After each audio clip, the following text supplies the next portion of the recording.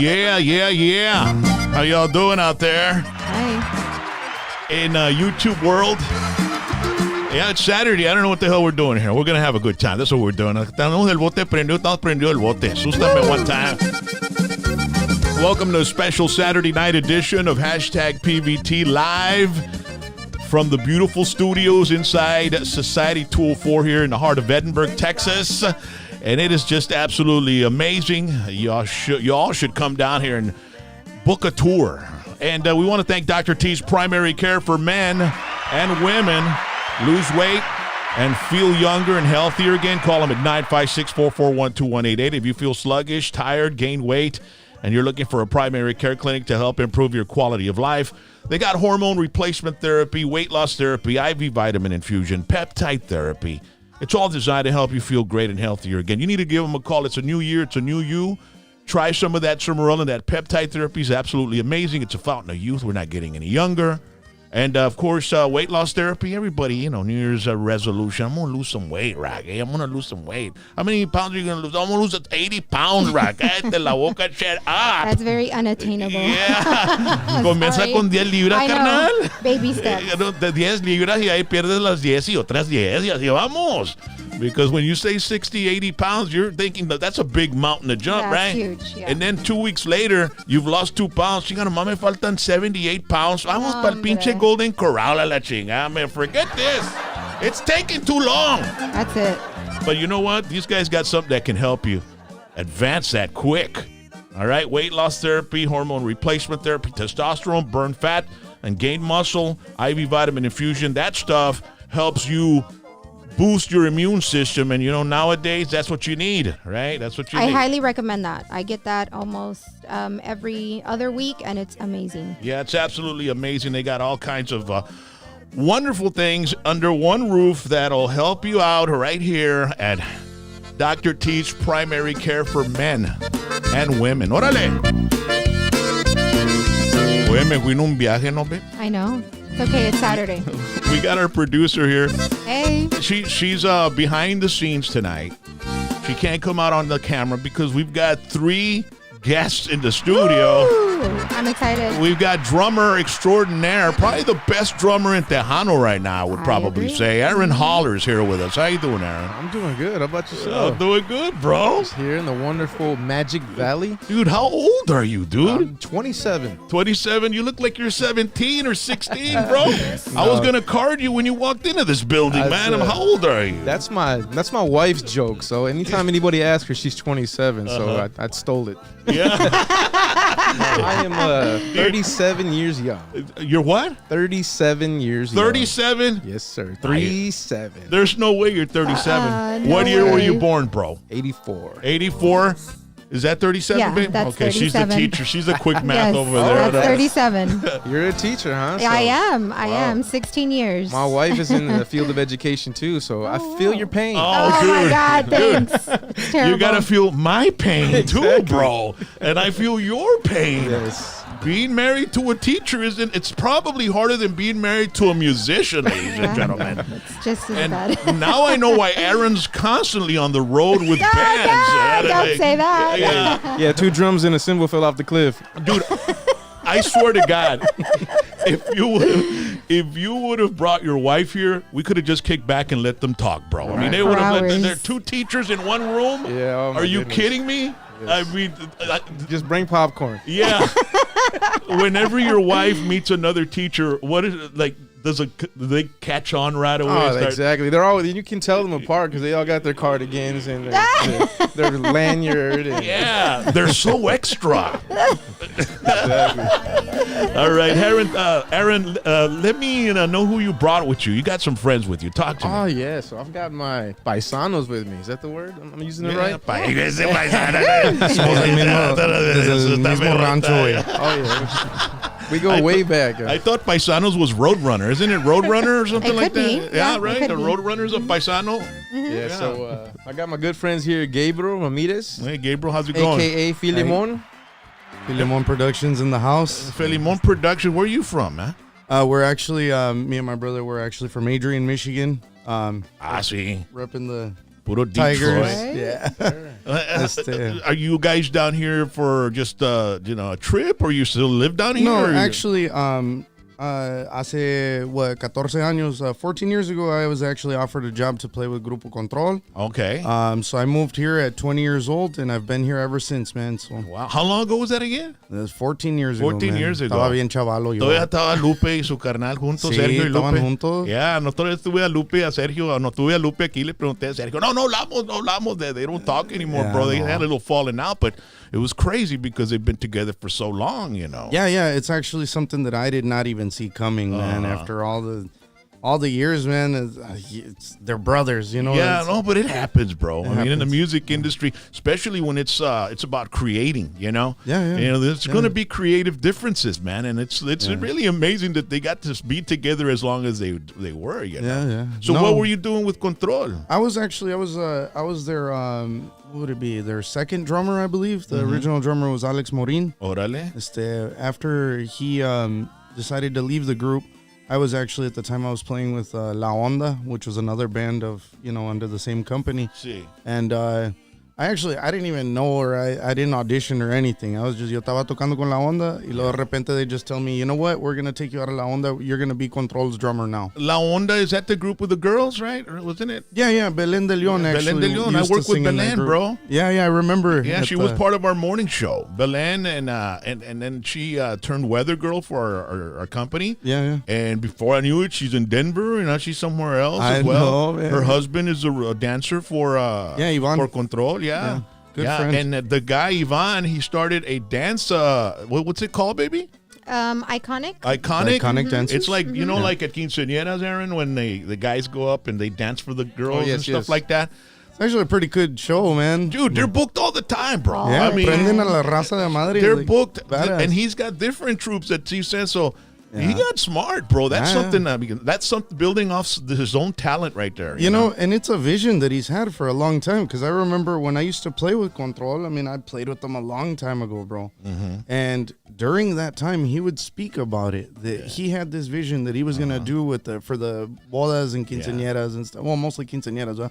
But yeah, that he had this vision of he was gonna do it, armar con los bailarines y eso. Sí. No, y lo hizo, bro. Y tiene una oficina y dance studio ahí downtown McAllen. Y llevaba a mi sobrino. Our sobrino used to dance with him, and we'd take him there, and there was a bunch of kids outside. I was like, man, that's beautiful, you know? Yeah. They're getting these kids off the street and dancing and then making money and teaching them how to go out there and work and dance and use their talent to Y get aparte money. tan chulos los cabrones. Pues sí. Ya sé, bro. Yo quería poner una pinche, ¿cómo se dice? Application. Fill an application, pero dijo Iván, no, it's nomás under 30, güey. Hey, yo me pongo a ir a bailar en la casa de los viejitos, carnal. You know what I mean? It's terrible. Yeah, en el Sun Glow, en el Adult Daycare Center, hoy me pongo a bailar y la chingada. Unas cumbias. Yeah, the Wapangos. Los tardeados de Tapulga y se pones a bailar. Yeah. So then what happened, Miguel? Were you with Control too? No, I was actually younger back then. I didn't come until 2011. You mean you're not younger anymore? Yeah, I'm already older. How old are you? I'm 27. 27 years old? Yeah. So Aaron was already 10 years old and hot wiring his mom's station wagon by the time you were born? Yep. Oh, yeah, wow, You bro. see? It's funny you say that because we were reminiscing last night because I came in the night before and we were talking about our times in Michigan together and how we would hang out and we kept bringing up Miggles and says, man, you were still you're still wearing diapers and still on Similac when we were doing our thing over there. Wow, dude, that's crazy, dude, man. And so then all of you met in Michigan then, huh? Yeah, You all- Michigan. So there's believe it or not, there's a big, Tejano conjunto scene up there. Oh, yeah, but I remember Ricky Smith de La Movida. He was in Michigan yeah. at the Kalamazoo. And then you have Juvi Aldaco. Oh, yeah. Juvi Aldaco and Lansing. Los Aldacos. Yeah, I met Juvi Aldaco and Ricky Smith together. They came down from Michigan back in about 1990. Then there was another artist too, Joey Ibarra in Sangre Nueve. That's right, Joey Ibarra, man. I had a friend from Sangre Mercedes that was playing with that band, bro. Because I remember they did a record down here with Joey. Uh-huh. So they had Beto Ramon and all the the big wigs writing songs for him. So yeah, There in Pontiac, Michigan is where I'm technically from. So, Bro, when they do Tejano festivals in Michigan, dude, everybody goes, dude, right? Oh, There's yeah. a big community, right? It's a pachanga. Huge Tejano community over there. Yeah, Huge. dude, crazy, man.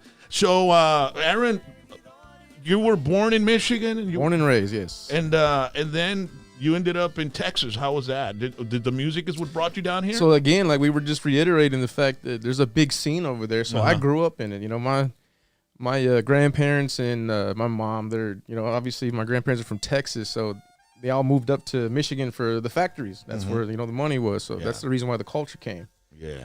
And then being raised by my mom, I grew up around the scene. And then again, they were a part of the Mexican festivals. They were in the organization that brought all the groups. So I was weaned on Tejano music. You know what I mean? So, anyways, I was in the scenes, the groups that are up there. I played with some local bands, and we would open up for the acts that came over here. And how old were you then? Man, I've been in the bar since I was 12. Wow. Dude, I mean, you're playing. I see you're playing. This guy, he's not just, he didn't start yesterday, you know? I mean, this guy started when he was a little kid, man, because when I saw Joey Jans, which we were talking about a little while ago, he was a little kid when I saw him. He was like 12 years old. So when I saw you playing, I'm like, this guy's probably started when he was 12 or 11. I come from a family of musicians. Oh, yeah? Yeah, so. Your dad is... No, my dad is not musically inclined. It's all on my mom's side as far as the Tejano music is concerned. But So your dad is white and your mom is Hispanic? Yes, Hispanic, yes. Okay, and So- where did they meet? They met. So my mom's born and raised in Michigan as well. My grandparents are from, you know, Waco. Okay. Is where my grandma's from, and then obviously she moved up to Michigan to get in the fields and then into General Motors. So that's the That way met we. your dad. Yeah. And then the rest is history. Wow, that's incredible, dude. And so you started playing drums at the age of 12. When did they find out that you had this talent, or did you play other instruments? Did you get into singing or anything like that? Were you in school? No, what I meant by 12 years old is I was in the bars at 12. I've been playing since 5. Oh, you know what I okay, mean? So, all right. So I was, you know, in the bedroom, in the garage, and So what did your dad bought you, like a Christmas drum set when you were a kid at 3 or 4? How did he Exactly. realize that? Hey, I'm gonna get this kid to play drums. So How did he again, figure that out? this is on my mom's side of the family. So my uncle is a drummer. So yeah, I got a little kid set, and they saw me having interest in the instrument, and honestly, I'm too young to even remember where I was. Well, at the age of 5, you bang on everything, right? I Exactly. mean, right?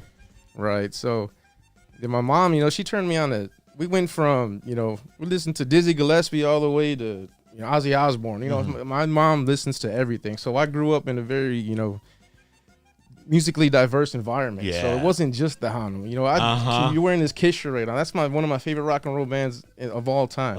And then followed by Led Zeppelin. You know what I Yeah. mean? So To be yeah. a musician of your caliber, you got to be like that. oh yeah. You got to listen to everything. I met Stone Sour singer Corey Taylor, and he's with Slipknot. He's got Stone Sour, and I interviewed him, and I specifically asked him, "What do you got in your iPod?" You know what I mean? Back then, remember those little iPods that you used to play music in and stuff? And he was like, "Oh, dude, you wouldn't. I got Frank Sinatra. I got this. I mean, all these bands that I'm sure the people that follow him would never realize. Like, wow, this guy actually listens to this." But you have to be able to be diverse in listening to music to be able to do what you do. Oh, bro. absolutely. And then honestly, the diversification of listening and all that music, it allows music to evolve. You start bringing little tidbits of certain ideas from other genres into whatever it is you're getting paid to do, and it kind of takes off and does its own thing. Yeah. So when you started playing at bars at the age of 12, did it screw up with your schooling and all that? that was the main thing with my mom. My parents was. I could just imagine, I bro. come from the school of, hey, you can stay up all night, party all night, but you better be at work the next day. Yeah. That household. So Hell yeah. for my parents, it was, hey, we'll try this out, but the moment your grade slips, you're done. So Yeah. I had smart friends. Yeah. You didn't have Google back then? No, of course not. No. Yeah. Well, ladies and gentlemen, you have to, if you've never seen Aaron Holler play drums, you have to go to his what, do you have a website? No, actually, I don't. Okay. Well, he has a YouTube channel. I do have a YouTube channel. And That's he records a lot of his performances, and the video I like is when you're setting up your drum set and you're just doing a little drum solo. oh yeah. And it's crazy because I love watching. I'm not even a drummer, right? I'm a singer, right? But I love watching the videos of drummers doing like Iron Maiden or these heavy metal songs, you know, that I've grown up with. And there's a girl doing it, you know what I mean? And she's like, and people don't realize that everything in the drums, it has a reason. There's a purpose for it. That's the thing. You know? Like I, if you've seen my channel or you've seen me live and I'm using my own personal, so I got a big set, lots of cymbals, and people always say, "Do you need all that? Do I need it?" No, but I play an acoustic instrument, so if I'm hearing a sound or want a sound, it's got to physically be there. Yeah, you know, I can't have one keyboard with 10,000 sounds on it. How many pieces is your drums? So the piece goes by the wood part. So Uh-huh. technically it's a 7-piece kit, but the cymbals make it look like there's And your typical size drum set that like these Texas country artists use, what are they? That's a 5 for 4-piece kit. Yeah. So a lot of people joke with me about the size of the kit, and he goes, "No, but there's a 4-piece in there." Uh-huh. You know, it's just what do I need to hit for the song? You know, Yeah. so Yeah, but I'm sure you take Miguel and Filimon with you to all the gigs, or they put the drums together for you. 'Cause, dude, Roadies. yeah, Good to dude, have friends. you got to have that with the size of the drum set this guy has, right? You got to have like it's like Neil Peart plays Tejano, vato. You know what I mean? I'll tell you, Yeah. it's not very fun to take down. exactly. Those are the times when the gig's over. I wish I was a singer. Yeah. Hey, see you later, man. I got to grab my mic. I'm out of here. Ladies and gentlemen, check out this video. I made a little compilation. It's because Aaron Holler right now is performing with Jaime DEANDA Los Chamacos. You know, something happened to Jaime. We're going to talk about that in just a bit, but I want you guys to get to see this guy. So if you've never seen him before, you know why we're talking about him and why we got him here at #PVT tonight on a Saturday night, okay? So check this out. He's currently with Jaime DEANDA Los Chamacos, and then I'm going to blend in another clip where it's just him with his drum set in a room, and it's fantastic. It's just about a minute because I don't want to give it all out here, so you can go to his YouTube channel and check out all his creative stuff, all right? So let's go. Let's check it out.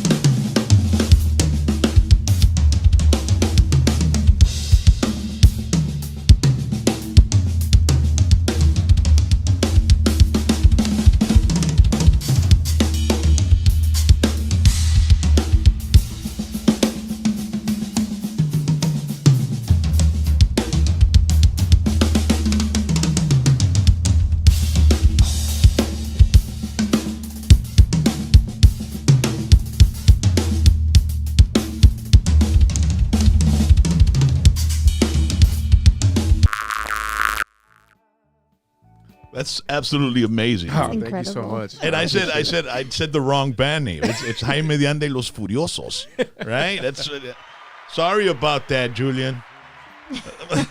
Because he broke up with Los Chamacos, so that he doesn't have that name Good thing anymore. that was He started before my something new. time, so I don't know. I'm just the man in the middle. You didn't have to deal with any drama about that No, stuff, the bro? good news is those guys have always treated me with respect. Whenever we cross paths, when I'll be with other artists, they've always been tremendous. All of them. So I don't. Dude, it's just like I think I know things happen in bands and artists, and it kind of like pains me to see people that I grew up together, Exactly.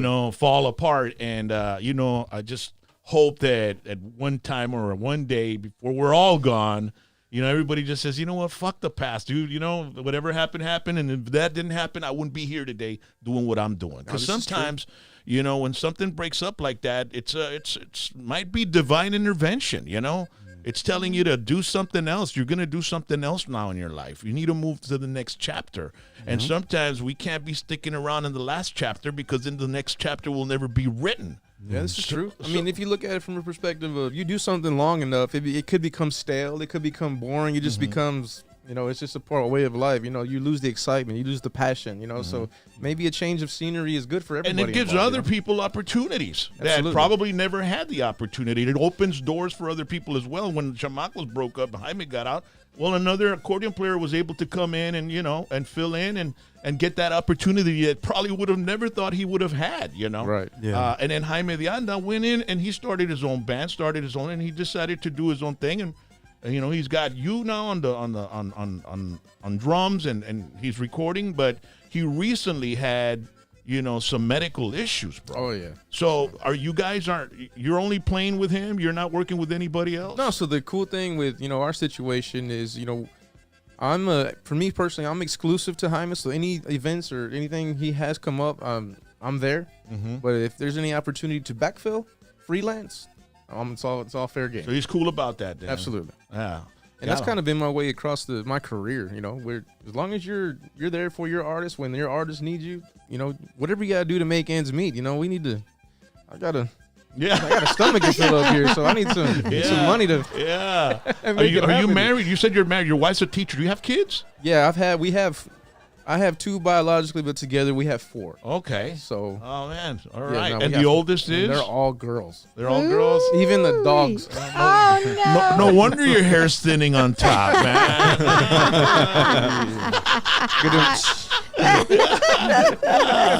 No. So Jaime DEANDA, how is he doing? Have you heard? Because we're gonna have Julian here tonight, which is Jaime DEANDA's manager. He couldn't make it. He took a red eye last night from Arizona to San Antonio. There was a layover, and so he just got to San Antonio a while ago. He couldn't make it in. But how is Jaime? So actually, I got a text from him yesterday, and he just said, "Thank you for the continued prayers. I'm doing good. I'm recuperating, recovering slowly but surely. But from what Julian had stated, it's just a matter of recuperating for 4 to 6 weeks, and then we'll go from there to see how he's handling physically." Yeah, because what happened, ladies and gentlemen, and I think Julian put this out already. There was a broken tooth that Jaime never repaired, and so it got infected, and then it started causing an infection in his mouth, and it got to the point where his tongue and his throat got so swollen that he couldn't breathe. Right. So they rushed him into the hospital. So, ladies and gentlemen,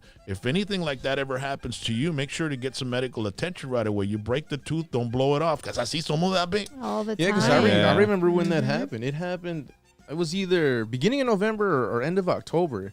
He had either chipped a tooth and had it removed, or like you just said, maybe never got rid of it. But I just remember the incident, and like all of us, the stereotype of the stubborn Mexican. Yeah, you know what I mean? They don't go to the doctor unless they're dead, or you know what I mean? Yeah, they got to carry me in a stretcher. Exactly. So I remember him. You could see a little bit of swelling happening because it's sore, it's healing or whatever. And then we kind of broke a little bit for the Christmas holiday, and that's when things took a turn for the worse, to where it's like from one night to the next, it swelled up to, I believe Julian said like the size of a football. Yeah, Oh, my dude. goodness. So that's Man, that's when you're crazy. messing with your ability to breathe, that's a serious. Well, serious the issue. thing about it is, if he hadn't taken care of it, it might have gotten in his bloodstream, and Exactly. then there's no turning back. you Right, know? so they said the infection got into his jawline and obviously in his neck, and then it swelled up his whole, airway. So they had to put a trach in to open him up, and then obviously, drain the infection and heavy antibiotics after that. Yeah, so, dude. So the latest on him, he's recovering, and they said Yes. about 4 weeks. Yeah, 4 to 6 weeks, and then we'll see where he's at physically, and we're on his time.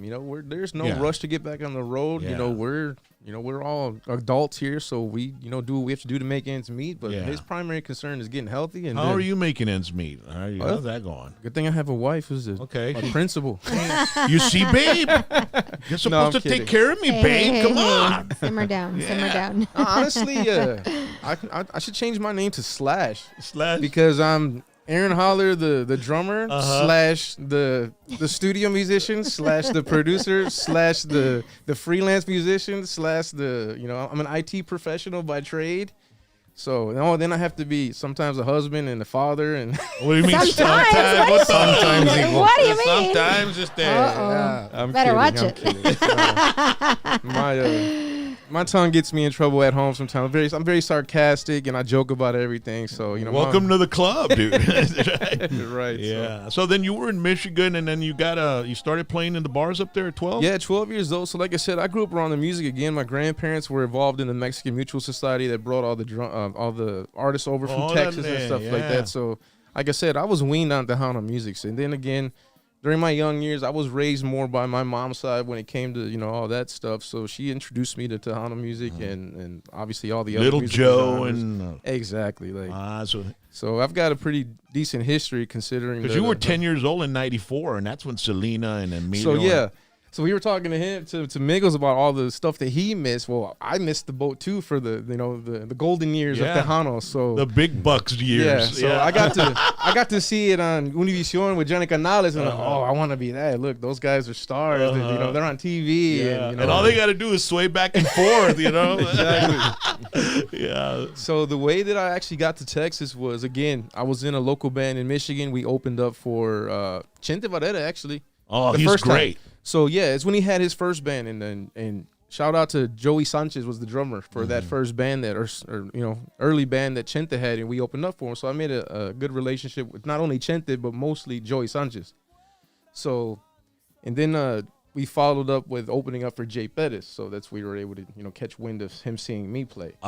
So from there it was like kept an eye on me, and then fast forward to an opportunity. I graduated high school and like, you know what?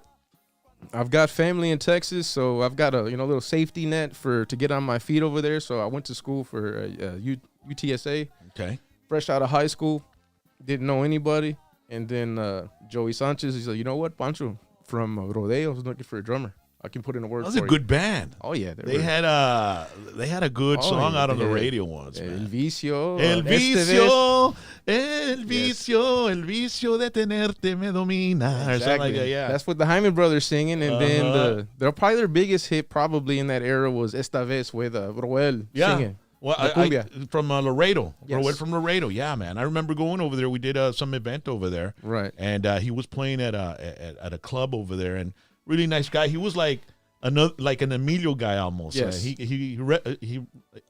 seemed like an Emilio Navaira type of artist. Yeah, he's a great entertainer. Yeah. I mean, I've fast forwarding a lot of years later, he just did not just did, but at this point it's about 2 or 3 years. He put out a solo record that I was a part of the production side of it. So I have a home studio, and we did his production on his record, and we put that out. We did some live shows with him, and just being able to be on stage with him, seeing him being not only just a great singer but a great entertainer. So he's a tremendous artist. So segueing back to 2003, fresh out of high school, I got the audition with Rodeo, and I was there for about a year. With them, we put out a record called Nuevos Caminos. That's my first record with a big Tejano band, quote unquote, and that came out in 2003, 2004. And then, rough times happened. So actually, I, put my tail between my legs and went back to Michigan. But what kind of tough times happened? What happened? Well, we were recording that record, and we did a gig the night before. We were supposed to go to the studio at Blue Cat with Joey Trevino the first thing in the morning. So me being the drummer, I had the stuff in my car, you know what I mean? And then I get home at 6, 7 in the morning, and it's like, do I really want to unload this now? Because we're supposed to be at the studio like at 10. So from 7 to 10 a.m., a 3-hour window that I was too lazy to unload my stuff, they broke into my car. Oh, no. And they stole a lot of my equipment. Yeah. So. Well, they knew you had stuff. Yeah, exactly. And they were watching you, dude. Something. Was it an apartment complex? No, it was a home. It was home? over there on the northeast side of San Antonio in Kirby. It had to be somebody from the neighborhood, dude, watching. But yeah. 3-hour window they got into my car. Yeah. And they stole everything, man. Yeah. That sucks. And then? So then I went back to Michigan, and but in that band, as where the seeds were planted with some of the musicians that would turn around and become the Jay Pettis band. So in that band with Rodeo, with Panchito, he had Mario Ortiz on keyboards. Okay. And he had Bobby Dominguez on bass in that band. And that's where I was introduced to those two guys. Fast forward to the Jay days, Bobby and Mario were playing with Jay. So they come around needing a drummer. Hey, we know a guy. Well, I happen to be in Michigan. So they contacted me, and Jay specifically said, hey, I need a drummer. He goes, well, I know a guy. Yeah. So I said, well, obviously I'm a kid and didn't have any obligations, commitments. You're about to hit like 20. Yeah, so it was like, you know what? Fly me down. We'll check it out. I've been here ever since. Wow, dude. So he flew you down from Michigan to play with him. Yeah. And how was it working with Jay, man? Well, Jay's Jay.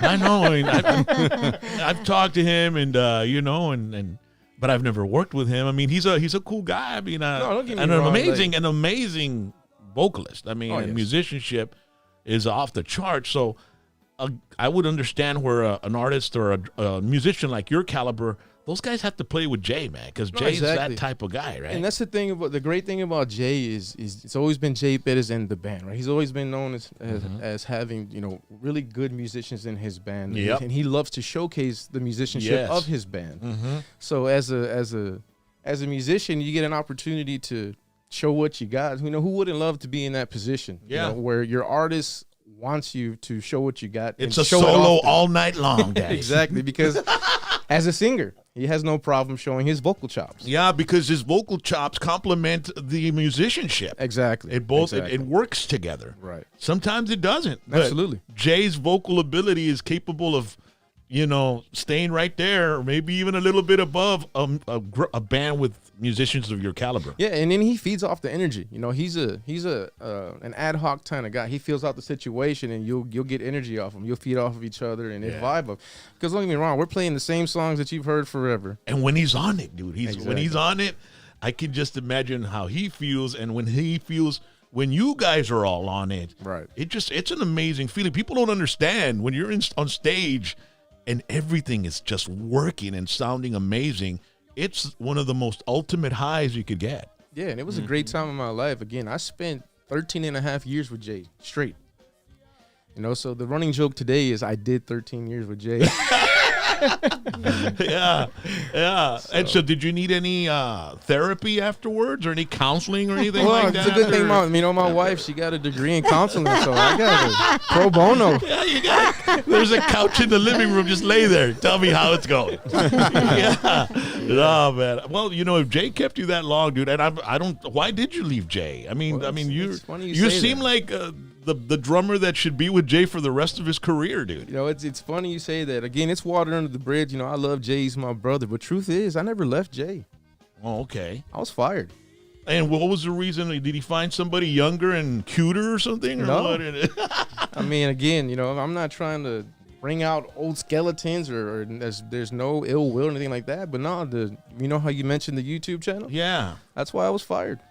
For the YouTube channel? Yeah, the YouTube channel. What was that? And what was it? How was it detrimental to his projects? So that's his business. Honestly, I can't answer that question. Because I would imagine. Where's this drummer from? And then they go to It's like me having you. You got a pretty decent sized audience on your YouTube channel. And then I bring you on here. Your audience is gonna, check out my shit. My audience is gonna check out your shit, and vice versa. And we help each other out. Right. So it does work in a sense together. But this was what, 2015 or something like that. Honestly, the years run together. So the YouTube stuff was going on. So that's another. Speaking of the YouTube thing, so like you said, I think I posted it the other day. I just hit a 25,000 sub milestone. Awesome, bro. That's awesome. So going to the beginning of that, the genesis of it was when I got on YouTube. It wasn't a platform that people were gravitating towards. It was just a website at that time.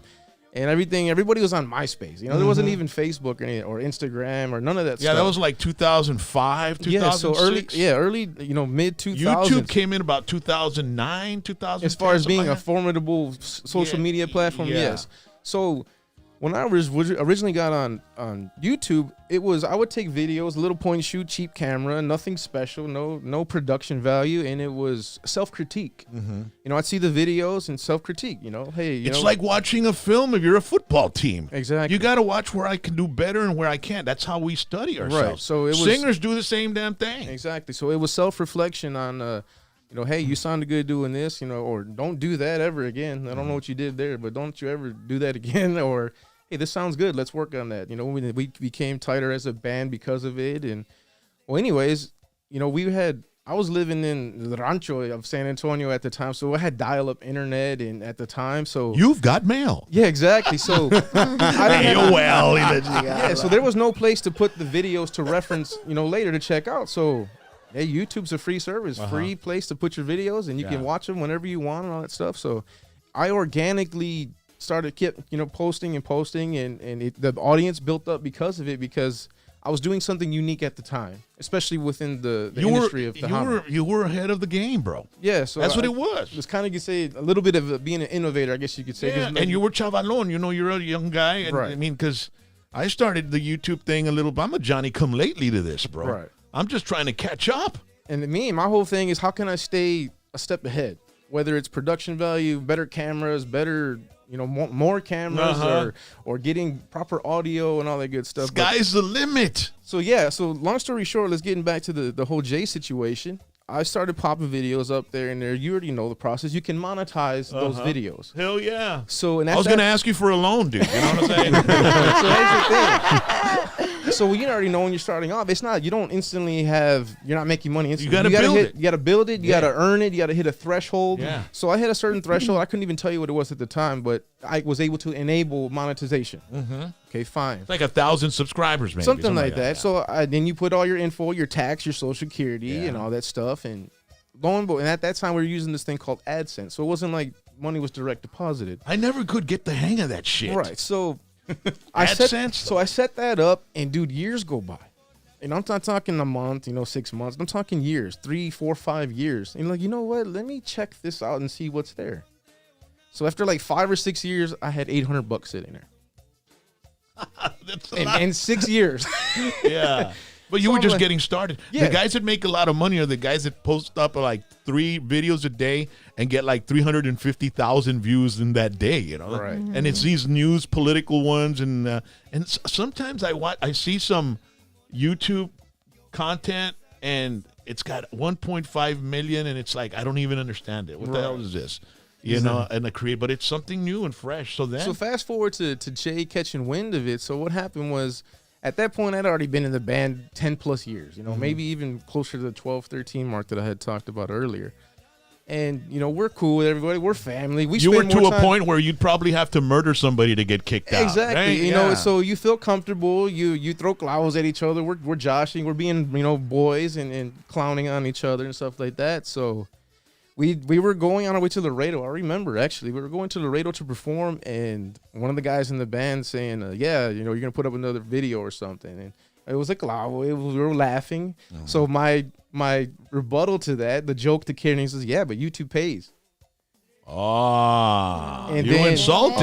Yeah. Órale. So But you're they- being sarcastic, So, right? Exactly. Sarcasm, Okay. like I said, I'm comfortable with these guys. I'm an acquired taste. I'll be one to admit that. But you were cando el palo with them, right? Exactly. You were bien mosca, so we're all joshing with each other, and the joke was, he goes, yeah, no, I didn't. So Val's like, yeah, I never remember signing a release form to be on the videos. Yeah, honestly, man, I didn't know how much your ass was worth, because they see the back of you and they're looking at me. So I didn't know how to hit you up with that. So that was the joke.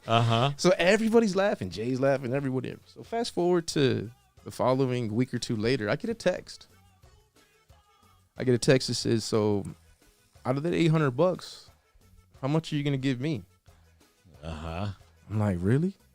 It's like, is it that serious? I'm again telling myself, and not to be confrontational or ego or nothing Dale like that. 200, carnal. So it's like, you know what? The cameras aren't free. The time to edit's not free. The getting the audio and mixing it, that's time away from my family, away from my wife, away. So, and again, in 6-7 years, $800. And by that time, I had already done videos with David Farias, David Ligadas, put it up there. So I was like, you know what? If he's going to be, if he wants a percentage, fine. So let me look at it.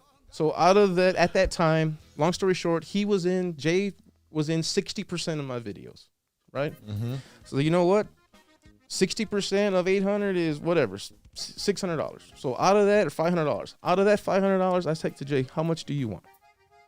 Well, at the time, I guess he took offense to it, because he said, well, you know what? At this time, I don't want any of it. There will be no more video of my band, my music, my stage. And at the time, I was actually getting into my home studio, and I was actually trying to take the channel to promoting live production of records.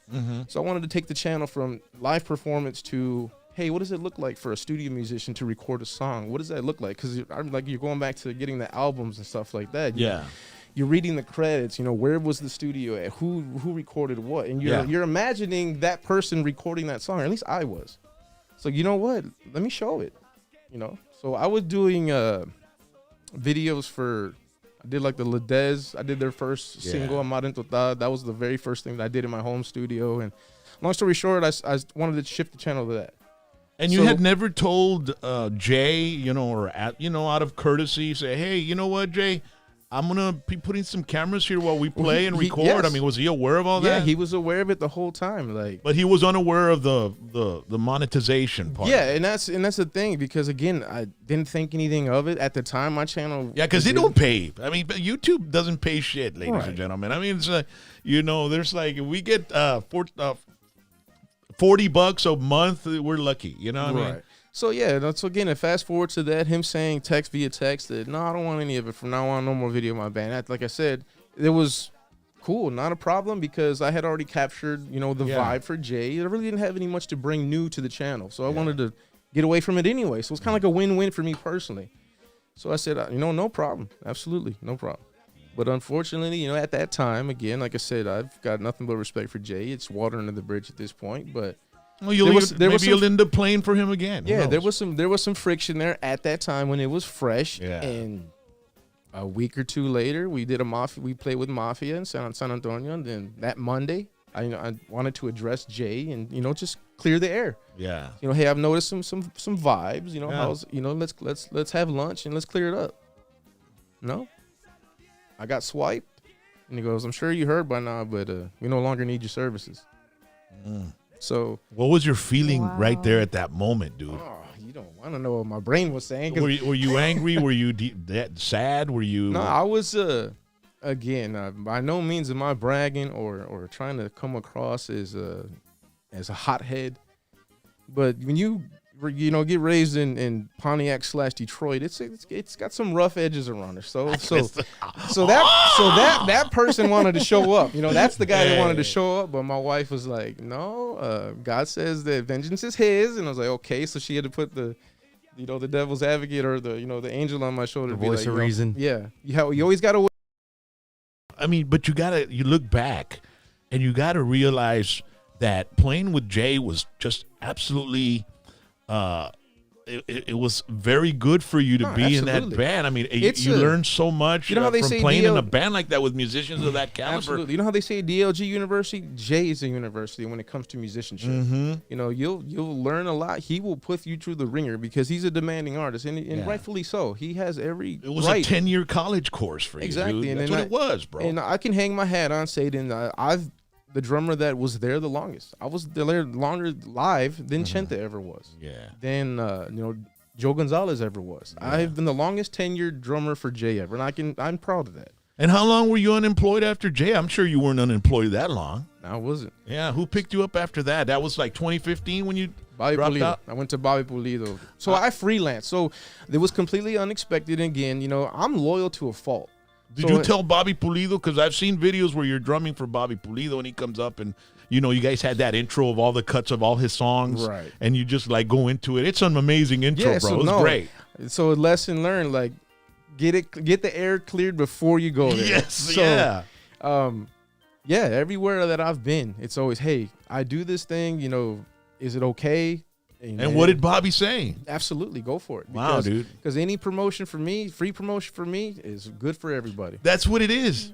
That's what it is, bro. He gets it. No, he gets it. I think what happened with Jay is that that just little sarcasm was exactly. It got under his skin, and he was brewing on it for a week, right? Until he finally had the courage. And again, that's me being comfortable in the situation. I'm there already 10, 12 years. We're comfortable with each other. At least we're assuming we understand each other when we're kidding, and it's not, being argumentative or stuff like that. So I guess it was just me being too comfortable as well. Yeah. So again, then that day that I got fired, it was a complete shock. I had no fallback. I wasn't planning to leave the band. And like I was saying earlier, I'm loyal to a fault. So if that situation would have never happened, I'd probably still be with you. Well, when you got talent like the talent you've got, I mean, I think se te hace fácil to, just be like that too, man. I mean, kind of cocky maybe, you know what I mean? Again, if you're Confident. comfortable. Confident, right? Confident. There's confident. So you felt confident with Jay there because and then, you were such an amazing talent. And we you had felt all been there forever. It wasn't like there was any newcomers in the band at the time. Mario had been there, 12, 15 years at that time. Bobby had been there the same amount of time. Val's been there. he's been there. He's a dinosaur. You know what I mean? Yeah, I'm a mini dinosaur. You know, Right? and then we had J.R. Gomez there, and Joe Martin. All this band, we were together forever. You know, at that time, you know, so you're comfortable. You feel like you're with your family. You're with your friends. You know, your brothers who they get you. You know, they know when you're being argumentative. They know when you're kidding, or at least I took that assumption. So, anyways, I was unexpected, and wife had to make me do a few woo-saws to calm down. And What the hell is a woo-saw? Is that something coming out of Michigan too? What is that? Meditation. Meditation. Oh, okay. Meditation. It's a chakra. Was it? Is that What? Haum. Yeah, there you go. Haum. Kinda like So that. Have you ever So- heard that shit? So word travels fast, and this is so all the texts started coming in, and because I was a little more Did you put it on social media and put So a that- big old rant and shit or no? not a rant. Okay. I was literally at the barbershop, and my phone wouldn't stop. You know, I was getting bombarded with calls and text messages, and I don't want to talk about it. You know, it's too fresh because I'm more than likely going to say something I'm going to regret because I've got too much anger in me, right? So You'll be Go- impulsive. The wasu. Bring the wasu, right? Is that wasu, right? No, Wusa. Wusa, the wusa. or hueso. I So like you said, nonchalantly, I just put it on Ay, Facebook. Dios. You know, yes, it's true. Nonchalantly. Cállate la boca, cabrón. No, because I didn't make a big deal. I didn't at the time. Tejano Nation really was kind of starting, so it wasn't like I had a news outlet within our genre to do a release or whatever. Yeah, to do a So I just put on there any simple text. You know, just long story short, so my phone will stop blowing up. Yes, I am no longer a part of the band. Whatever. And it's got organic traction, and Tejano Nation picked it up, and that went even more. You know, added fuel to the fire as far as recognition on the situation. But like you said, you know, I thank God, you know, I wasn't out of work for long.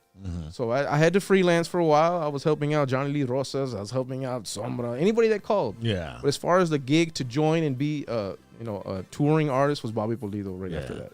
How was it with Bobby, man? Oh, I loved it. You do a lot of stuff in Mexico with him too? I did not. I wasn't there long enough. So we did about a year, and Bobby was focused on doing the acting and stuff like that. So why did Bobby fire you too? Or no, not at all.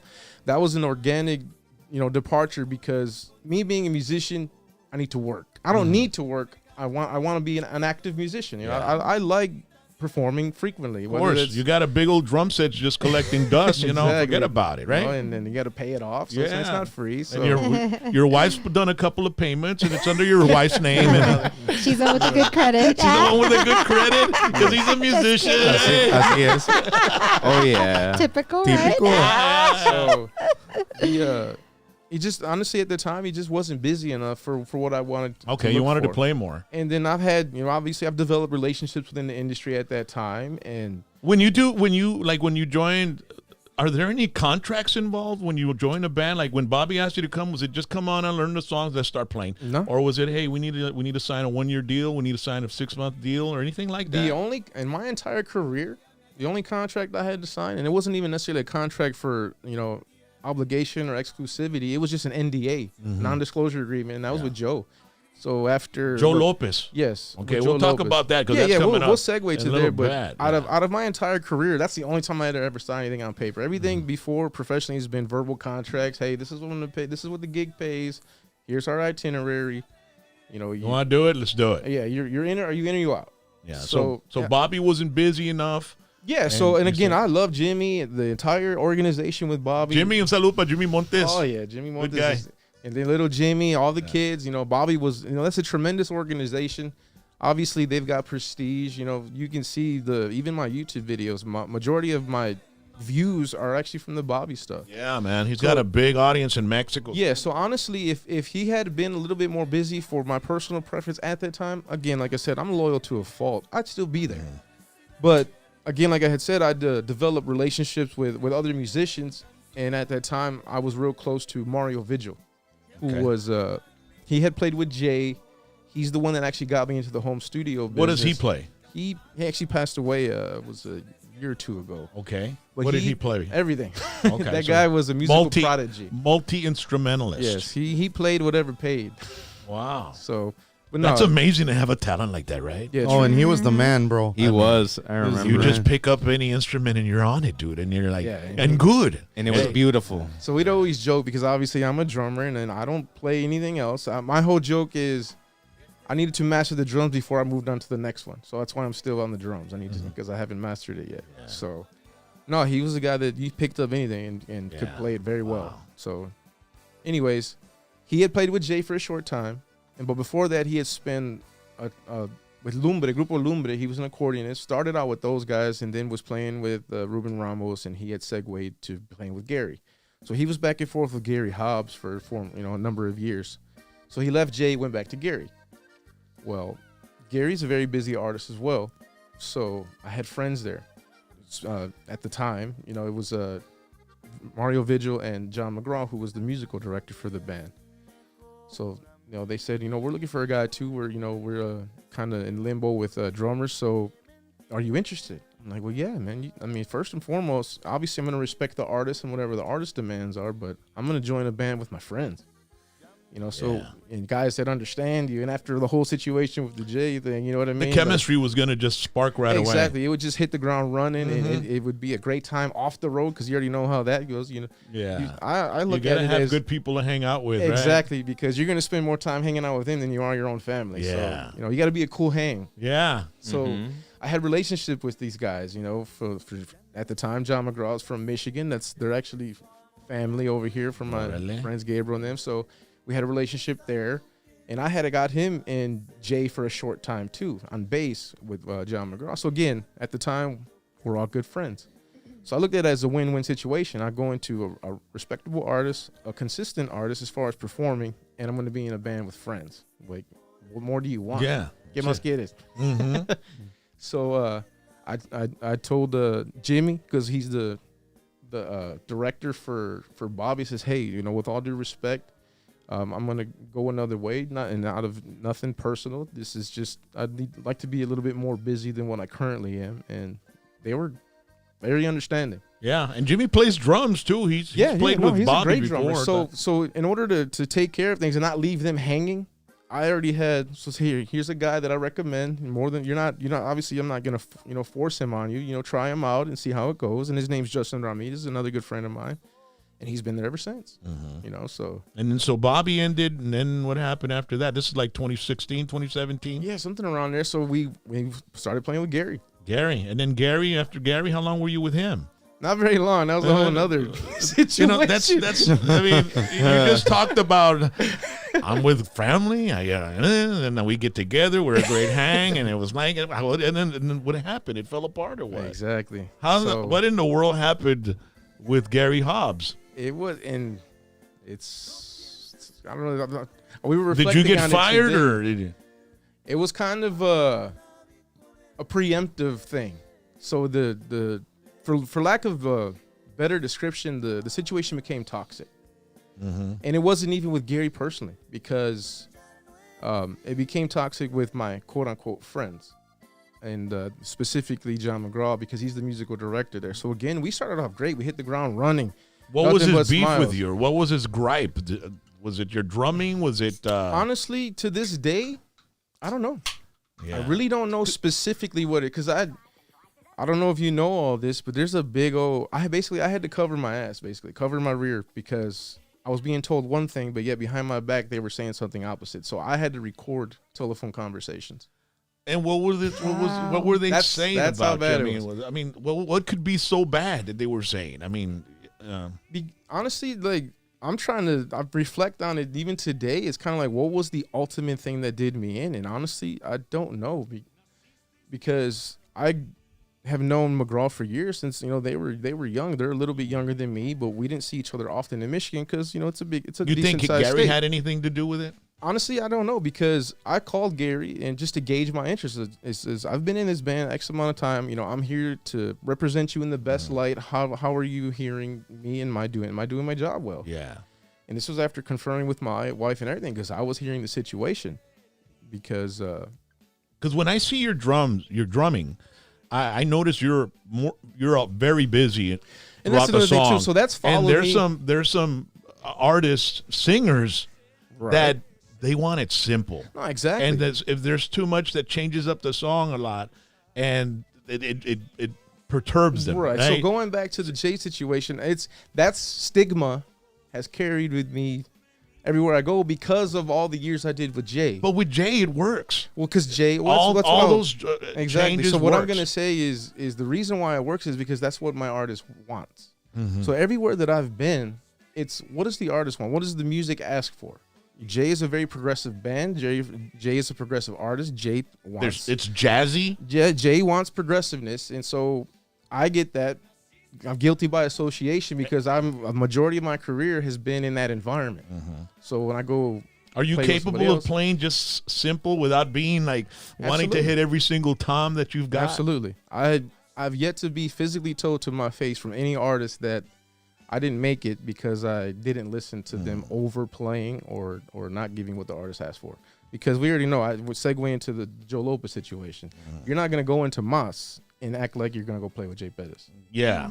Same thing with Gary. Gary's a very similar vibe. I would imagine that Gary and Joe and those guys, Yeah. they just keep it simple. No le pongas mucho, Bobby mucho as pedo, well. ¿entiendes? Bobby was, hey, do your, play. My whole thing was to copy David Butquerida, who's from down here. Pintoreda, yeah, I know David, yeah. I'm sorry if I butchered his last name, but I used to buy DVDs off of him. yeah. So when I was in the Bobby, my whole He thing used to is, make me movies, dude. Yeah. so playing with Bobby, it was, what did he do? Because he's the guy, you know what I mean? He's the one that recorded the records. He did the live in Vivo Monterrey. So what did he do?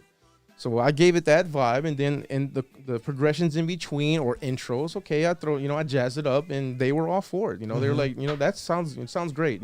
Do you? Yeah. And But then- you know what? Musicians don't like to complain or to bring anything up to other musicians. It seems like even when they want to let them, go from the band, Right. you have to hear it from somewhere else. Exactly. You know, After the 'cause fact. musicians, they just don't, even singers and artists, and they just don't have it to go up to somebody and tell them, I'm not going to use you anymore. I don't like the way you're playing. Right. It's very hard because everybody gets offended. Exactly. You know, That's the reason why with their I was playing. I was proactive with Gary because hearing the stories from the guys who had been there for the year, I was confiding in my friends, Vigil specifically, giving me some backstory that, hey, this is what Gary expects. This is what Gary's looking for. If you stay in your lane and do this, you'll be fine. So I knew that coming in, and I didn't have any problems playing straight. Actually, I had a point to prove because people know me from Jay. Yeah. I want to show them that I'm not just that guy. So you toned it down for Gary then? Absolutely. I've toned it down for whatever the artist expects. Okay. The only one that I really had an opportunity to make more progressive, which was on recommendation from the musical director, Danny, was, hey, with the Ram situation, and we'll get there here shortly. We're getting there. Yeah, we're good. We're on our way. At this time, I'm pretty much, You broke Rams hard, bro. that's Yeah. the thing. We're going to get to there, All too. of the guys. We're going to get there because, Man. again, That news really took the Tejano industry. I mean, everybody was in on that. But Gary and Vigil. So during the time with Mario Vigil, he was like my inside source. He's the insider because he could be on both sides of the fence and hear what He was the mediator. Yeah, he was hearing what the party was Yeah. saying behind my back, and then he would tell me what they're saying. But yet when I talk to the party, I'm not getting any of that information to me. So I had, like I said, it was that bad. Decían mujeres Exactly. Dude, it was like a novela. It's like a novela. Hey, dude, all you had to do was take the cameras away from around your drum set and put them in the bus and all that. It would have been a great reality show, Right? dude. Oh, yeah? Chingo de views, carnal. Viral, vato. So again, I don't know if we had clashes with the musical director wanting to, because he's in a position of authority, he wanted to be represented and so forth. But just being in the band and obviously doing the part that they're asking for, I would ask for criticism. How am I doing? Is there anything I need to work on? And obviously I was learning the gig so I wasn't perfect by no means in the beginning as far as transitions and next songs. It's a whole different ball game. But it was always, no, you sound great. It sounds this and sounds that. And I even called Gary personally. Hey, I've been in the band 6-7 months at this time. I want to know how am I doing? Because at that time I already knew the stories, and I was already, having to cover my back and get conversations that contradict, it contradicted everything. It was a big old drama fest as far as me having because. I want to know the drama. Well, that's the too. thing because so here's my reason. Here's the reason why I had to record conversations is because at this point it's already all right. You got this big tenure with Jay, but yet since Jay you haven't been able to stick on the outside. You didn't stick with Bobby. You're not gonna stick with Gary. I didn't want people to think you were the outside problem. that I was the problem. Exactly, because.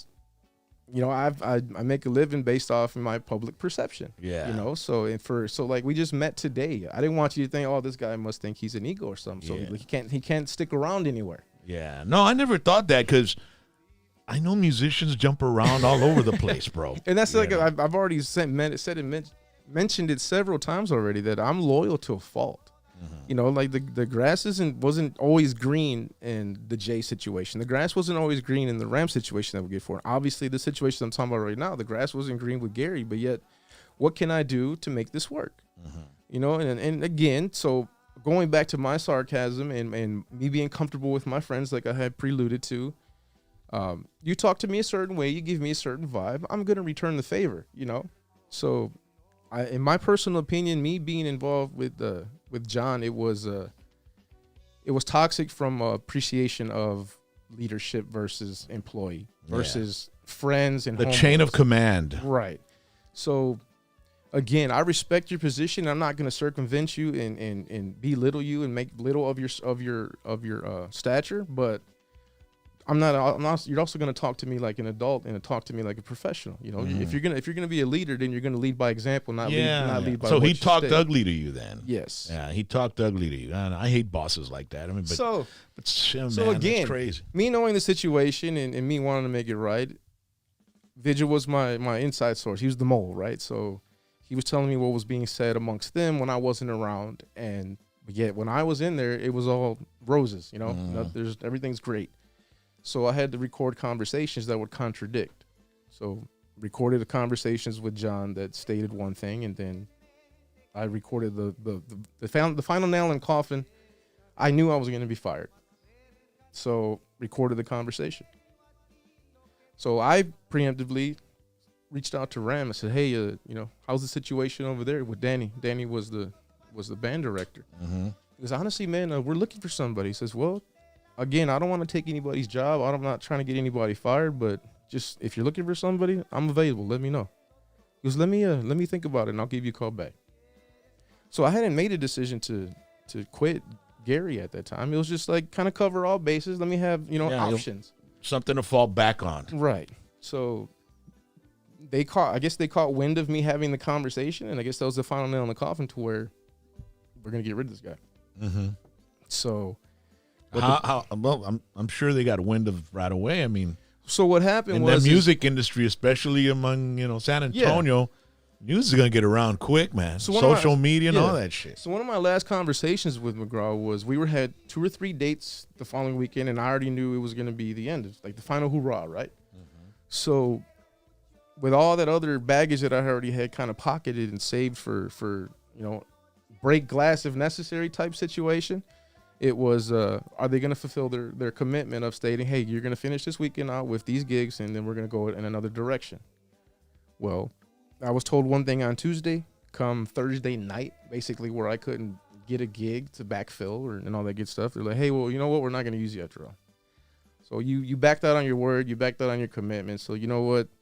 At that point, I had already had enough of, going back to like the Jay situation, and I swallowed it. So this situation, you know what? I don't want people to think that I'm the problem and that like I'm an ego and people can't work with me. So you know what? Let's clear the air. So I went and did a whole drama on Facebook Live of, I'm not here to defame anybody. I'm just here to give you the audio facts. And all I did was push play. And that turned into a whole 2-3 hour fiasco. Damn, bro. If you want a fiasco, go to Facebook, right? Yeah, dude. So from there, so then everybody heard the recordings. yeah. And what did they say? I mean, I didn't hear them. And that's funny because it's like it's drawn out. It's In a long. nutshell. So in that And people stick around listening I all day. know. Toda la pinche gente- El chisme. la gente chismosa, carnal, en metiches y la chingada, no? I had people text me and say, dude, I thank you for the show because I spent my layover in Denver listening to it. Dude, but people don't understand, like, what you did, it helps even the party that's, it's not supposed to look good. You know what I mean? Right. Because it's like when I get haters and they talk shit about me, I'm like, okay, well, people that don't know me that are their friends are going to say, well, who is this? And let's look him up. And then they're going to hey, this is cool. So it sends traffic to your freaking platform. No, absolutely. You know that they know the saying goes, any publicity is good publicity, even if it's bad. Mm-hmm. And that was good publicity for you that day or what, bro? I mean, it's a lot of people, but, you were clearing out the air. Yeah, so again, there's a joke in there. Not necessarily a joke, but what people hung on to was the fact that, Gary wants a specific look on stage. Mm-hmm. And they were under the impression that early on I didn't know. So You're behind the drum set, I was right? wearing sneakers, Jordans, tennis shoes to do the gig. And again, I never looked like a bum or a guy off the street. I always try to look respectable and so forth. So yeah, I was told, hey, Gary wants some dress shoes. So I was wearing Cole Haans, which are Nike's version of a dress shoe. Okay. Well, they had that confused, thinking it was a Jordan that day. Oh, okay.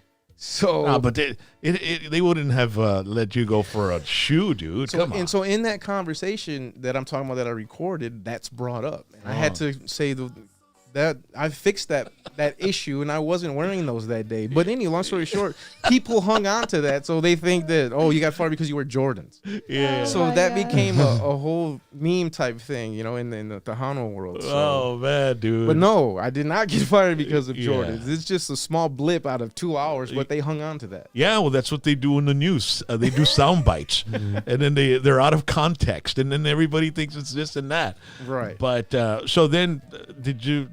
I'm assuming that you're still not friends with those guys since you blasted them on social media. Yeah, right? that day I was blocked by McGraw, and if I'm not mistaken, I haven't been unblocked since. Yeah. Because of the recent news, he became the musical director for Jay, which is his second stint with Jay. I'm the one that got him in Jay the first time. Yeah. So that's when we were friends, real good friends. So. A lot of people don't understand also that people latch on to that drama on Facebook that day, and the next day there's new drama, somewhere else, Right. Yeah, so it's just yesterday's nenews. If you can do the 24-hour cycle, you're doing all right? Yeah. But it became already with the Jordans type thing. Yeah. So I actually had to meet it. If they make memes of you, that's good too, That's bro. awesome. Right? That's awesome. So it's only because of that instance, and people have brought that up. I have to purpose, almost like it's part of the gimmick now. I have to wear Jordans for every gig. If I would have known you, I would have contacted Nike, dude, right? Or what is that? And I would have made you I'd try to make a deal, dude. Hey,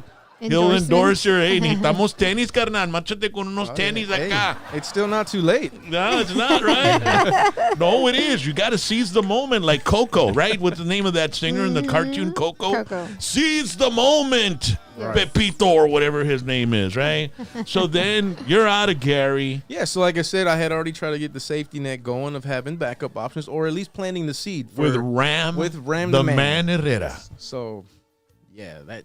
Watchalo. Right there. Ram the man. Yeah. Dude, when I had Ram here, dude, it was a blast with him. Yeah, I caught it. Ram, I mean, I've known Ram for about 30 years, and we were during the 90s, bro, it was freaking Guns N' Roses, dude. It was crazy. It was Motley Crue, man. I mean, Mr. we used Black. to hang out, and I was just talking, telling him off the air that we'd party till after the show. We'd party during the show, and this was Saturday night, or it was Friday night, right? And then they're playing at the club. We play. Then we go party, and it's Saturday morning, 6 a.m., and we're still partying. And I'm like, hey, Ram, ya son las 7. Vamos a golfing o qué? Oh, my God. So we hit the golf course at about 7 a.m., all drunk and wasted. It was crazy, man. Con una hielera hasta el tronco ahí. Yeah, no, bro. And we're out in the middle of nowhere, in the golf course. You're out there, nobody's messing with you, y nos llevamos como 3 o 4 cabrones con nosotros, todos poreando y pegándole la bola y la chingada. Que era Crazy. bien parecía Walking Dead, carnal. Quebrando güey. ventanas. Que parecía Walking. Íbamos andando por el pinche golf course como los pinches zombies. Los pinches... Estaban jugando carreras con los pinches golf Golf carts. Hombre, cállate la boca, chera. Man, wrap it in, man. He's like, and then he came in and he's singing the Gino Vanelli song, and he's not gonna hold anything back, dude. Ram's been the type of guy, he's gonna tell you like it is, like whether you like it or not. Yeah, no, for sure. And then when I was You watching the show, did you and I know saw what you were getting into when you called Ram, dude? Well, I mean, like I had joked about earlier, I did 13 years with Jay, so Yeah. if I can handle Jay, I should be able to handle anybody. I don't know, dude. Ram's he's a whole different animal, man. So in my time with Jay, they were neighbors. So Jay would come, or Ram would come, drive in through the subdivision, and Oh, that's awesome, you already dude. know, Ram's a jack of all trades, Yeah. master of none. So he'd come to Jay's and be like, hey, I can break your yard. I'll do some landscaping and put some mulch in there, or compost and whatever, So they would Like too much energy, dude. Calm down. Exactly. Right? Let's just irrigate right now, Vamos a regarla nomás, carnal. Yeah, and then by that time I had already, I've been generous enough to privileged enough to back up a lot of artists for showcases or house band or TTMA award show Yeah. because of my relationship and obviously my, musician capability of, being able to back these artists Just up. jump in and do it. Right. So You're a jazz drummer, right? So I mean, with, at heart. no, I'm a rocker actually. Yeah. Kiss and Led Zeppelin's where it's at for me. Well, okay. But There we go. obviously, Some John Bonham, good old Oh, yeah. stuff, man. Yeah. even the simplicity of Peter Criss. Yeah, man. Peter Criss. So then, bro? So, anyways, I already had a relationship, basically a little bit of surface relationship with Ram because I had even backfilled with him on some couple gigs that their drummer couldn't make it. So I got the call. So he knew who I was and so forth. So conversation with Danny was, you know what, we're gonna make the move. You know, we're gonna offer you the gig. And you know what? We want to take the band in a different direction. We actually want to make Ram a little bit more progressive because the situation is, what does the artist need as far as, me playing drums? Is this a progressive band? Is this a straight, Sunday drive down, down Woodward in Michigan? Yeah. Or is this, a little bit of both? Yeah. So he's like, no, be you is what he said. Oh, okay. Danny said this, and he says we want to be a little bit more And progressive. Danny was the music director for Ram. So he's like, we want to be a little bit more progressive. Obviously, we're not going to try to be Jay, but we want to be a little bit more than what Ram is known for. I'm like, cool. And then if there's anything I need to work on or you want me to back off the gas, just let me know. So my entire time with Ram, not once was there an issue with playing. There was never any issues musically. Yeah. So he was cool about it. yeah. Yeah, and you could be creative in your way. Exactly. And then we grew together as a band. We became very tight as a band with Danny, with we had Kike on guitar when I first got in, then it segued to Joaquin Cura on guitar. But the whole time, the core was me, Danny, and Ben Ramos on keyboard / accordion. Yeah.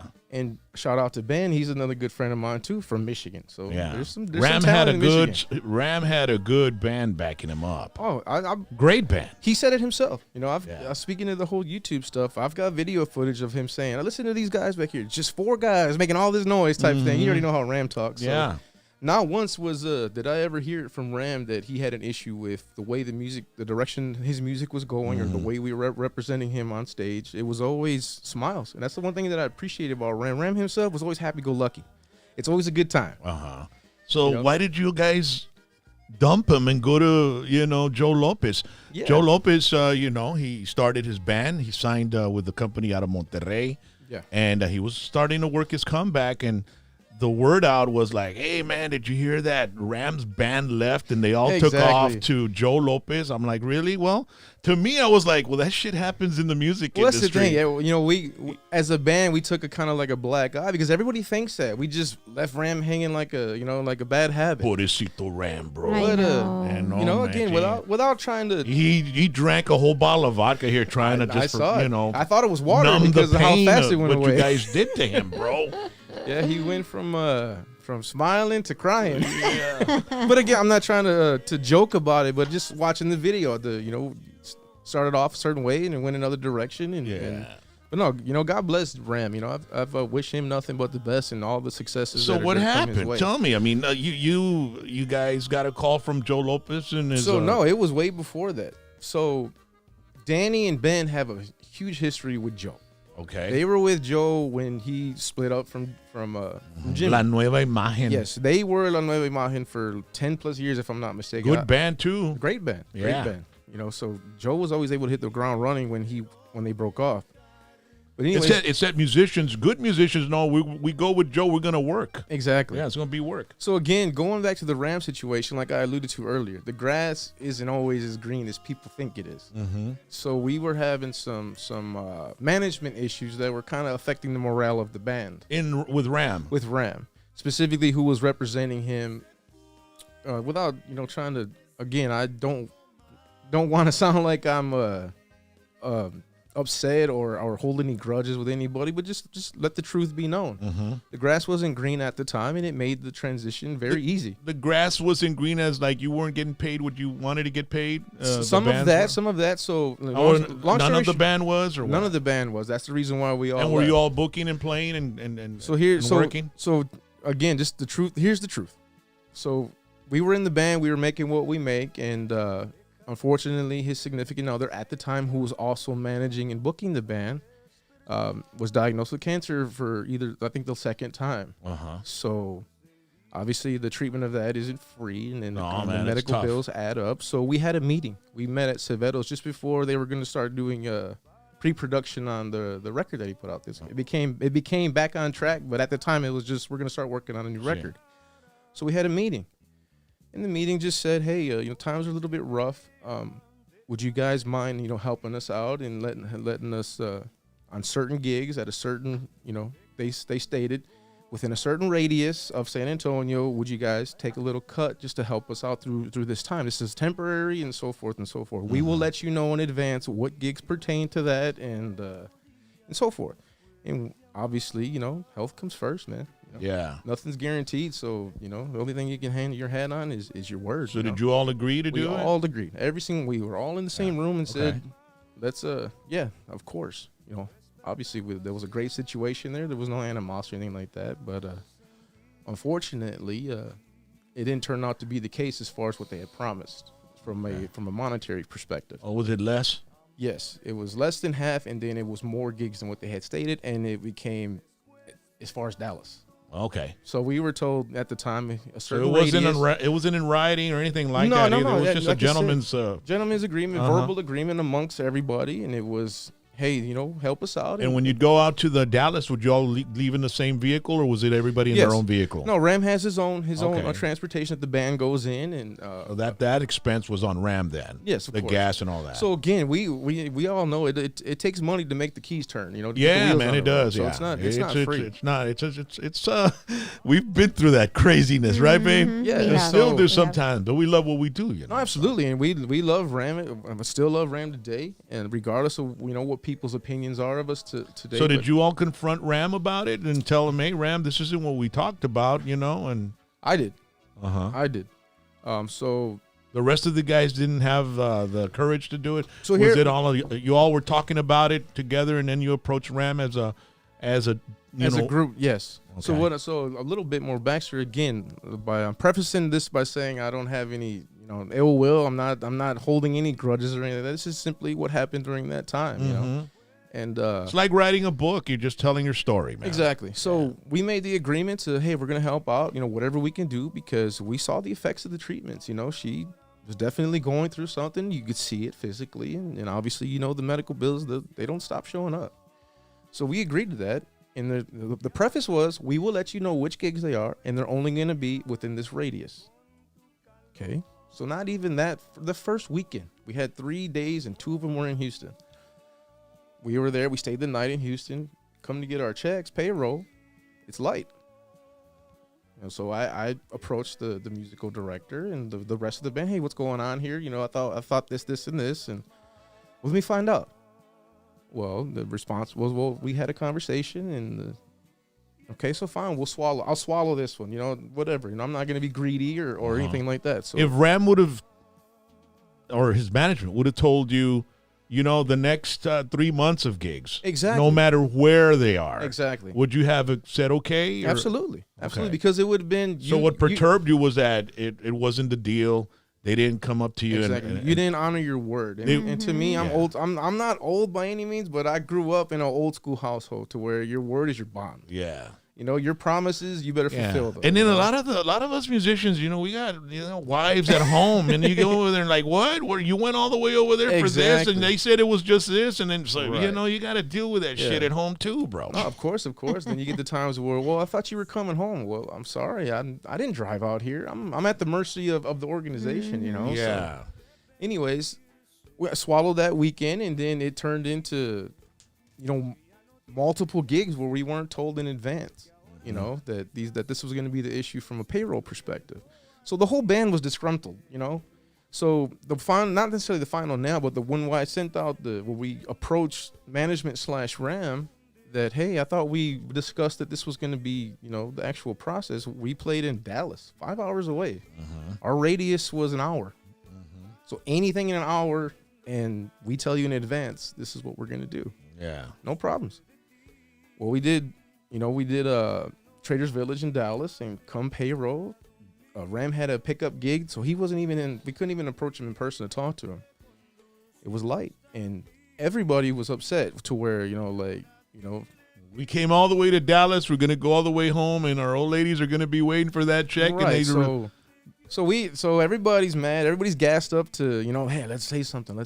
So you know what? Let me send a group text. So. Because they weren't with us, so we couldn't approach them in person. So I sent the group text stating all the facts. I thought this is what we had agreed to. This is such as stating all the facts that the whole band was aware of, and the whole band was in this group. And I guess they took offense to that. Yeah. So basically, it was like, well, ni modo. It is what it is, So he took offense on it. Like, what did he text back? Like, "Fuck you" or whatever, We had. He actually called me, and it was I had to take it. You know what I mean? Like, he'd be a little confrontational. And again, I wasn't trying to be argumentative. But he didn't kick you guys out. No. What was he like? Okay, well, we'll figure it out or what? Nothing. No, it was kind of like again, I don't want to give too many facts because it makes it sound like I'm speaking negative of the guy. But he wasn't sober. Estaba entrado el güey. Hey, pues dicen que los que están pisteanos no mienten, bro. They don't Yeah, lie, bro. no, No tienen my pelos en la lengua, Yeah, güey. that's what it is. That's what it is. He's gonna tell you the way it is, bro. he was the way on- he really feels. He was on his way to Austin. He was not driving, by the way, so no drinking and driving. Yeah. Forget it. He'll be all over the headlines, dude. Right? I fell on the stake as the guy to say something because the whole band was like, yeah, say something, whatever. This isn't right. Whatever. We need to square this away. And Ram said, "I don't give a shit." Right? So you guys kept playing. Basically. I mean, did he say that straight out right? No, he didn't say it like that, but ultimately... You probably did, right, babe? Yeah, Right? I think probably he did. I don't give a shit. So, Ram, no segue into Ram. the Joe situation. Well, Joe gets out. And But wait a second. Like, so that left... there was lack of communication. Ram was partied out. He came in. He told you sent him that big old text and this and that. Right. And I hate texting. Let's sit down and talk. Exactly. I mean, right? I mean, everybody was. You know why people like to argue texting, bro? Because they got time to figure out what to say. To That and respond. you get keyboard muscles. Yeah. There you And- go. Yeah, dude. And then so when you're person to person, a la madre, man, this is like a joust. You know what I mean? You got to think quick and have your shit backed up. But when you're texting, it's like, gee, gal, maybe you should have sat down with him and said, hey. No, exactly. Break bread over it. Let's clear the air, because we're here. So you texted him. He didn't say you guys are fired. No. We got a gig next week. You all kept playing with him? Right. Wow, it must have been a tense situation, right? Yeah, it was like I said. The grass started dying, and it wasn't a great situation anymore. And that makes And you were still light on the check? yes. Or did that it come back continued. to where? That continued, and then you'd have your hit or miss where it was full pay and stuff like that. So Okay. it was again, it was a situation of you promised one thing, stated one thing, but the reality was something different. Es que está cabrón, bro, when you're in a The word band, was already bro. broken, so Yeah, no but- matter what. So the that thing- made it easy for the entire band. So I don't want to think that I'm the one that led the charge, right? Because segue into the Joe situation, Joe didn't know who I was. I'd never met Joe in my life, as a professional, and we never crossed paths. So all of that was, Ben and Danny having that relationship previously. Mm-hmm. So, when Joe was ready to get back on the road, it was easy to cross that bridge and recultivate that relationship that he had with Danny and Ben. And because we were a tight-knit group, well, hey, would you go? Well, absolutely. I'm amongst friends, and again, that whole friend thing, it always comes to bite me. Well, it's that they're good musicians too, and you want to play with good musicians. No, absolutely. And you want to play with a prestigious artist who's busy from and a controversial artist. He's controversial. He is to a certain point. I think it's kind of faded away already. Yeah. I mean, obviously you'll have your people that'll hang on to that. But at the very beginning, boom, So he didn't have a band, right? No, he did not.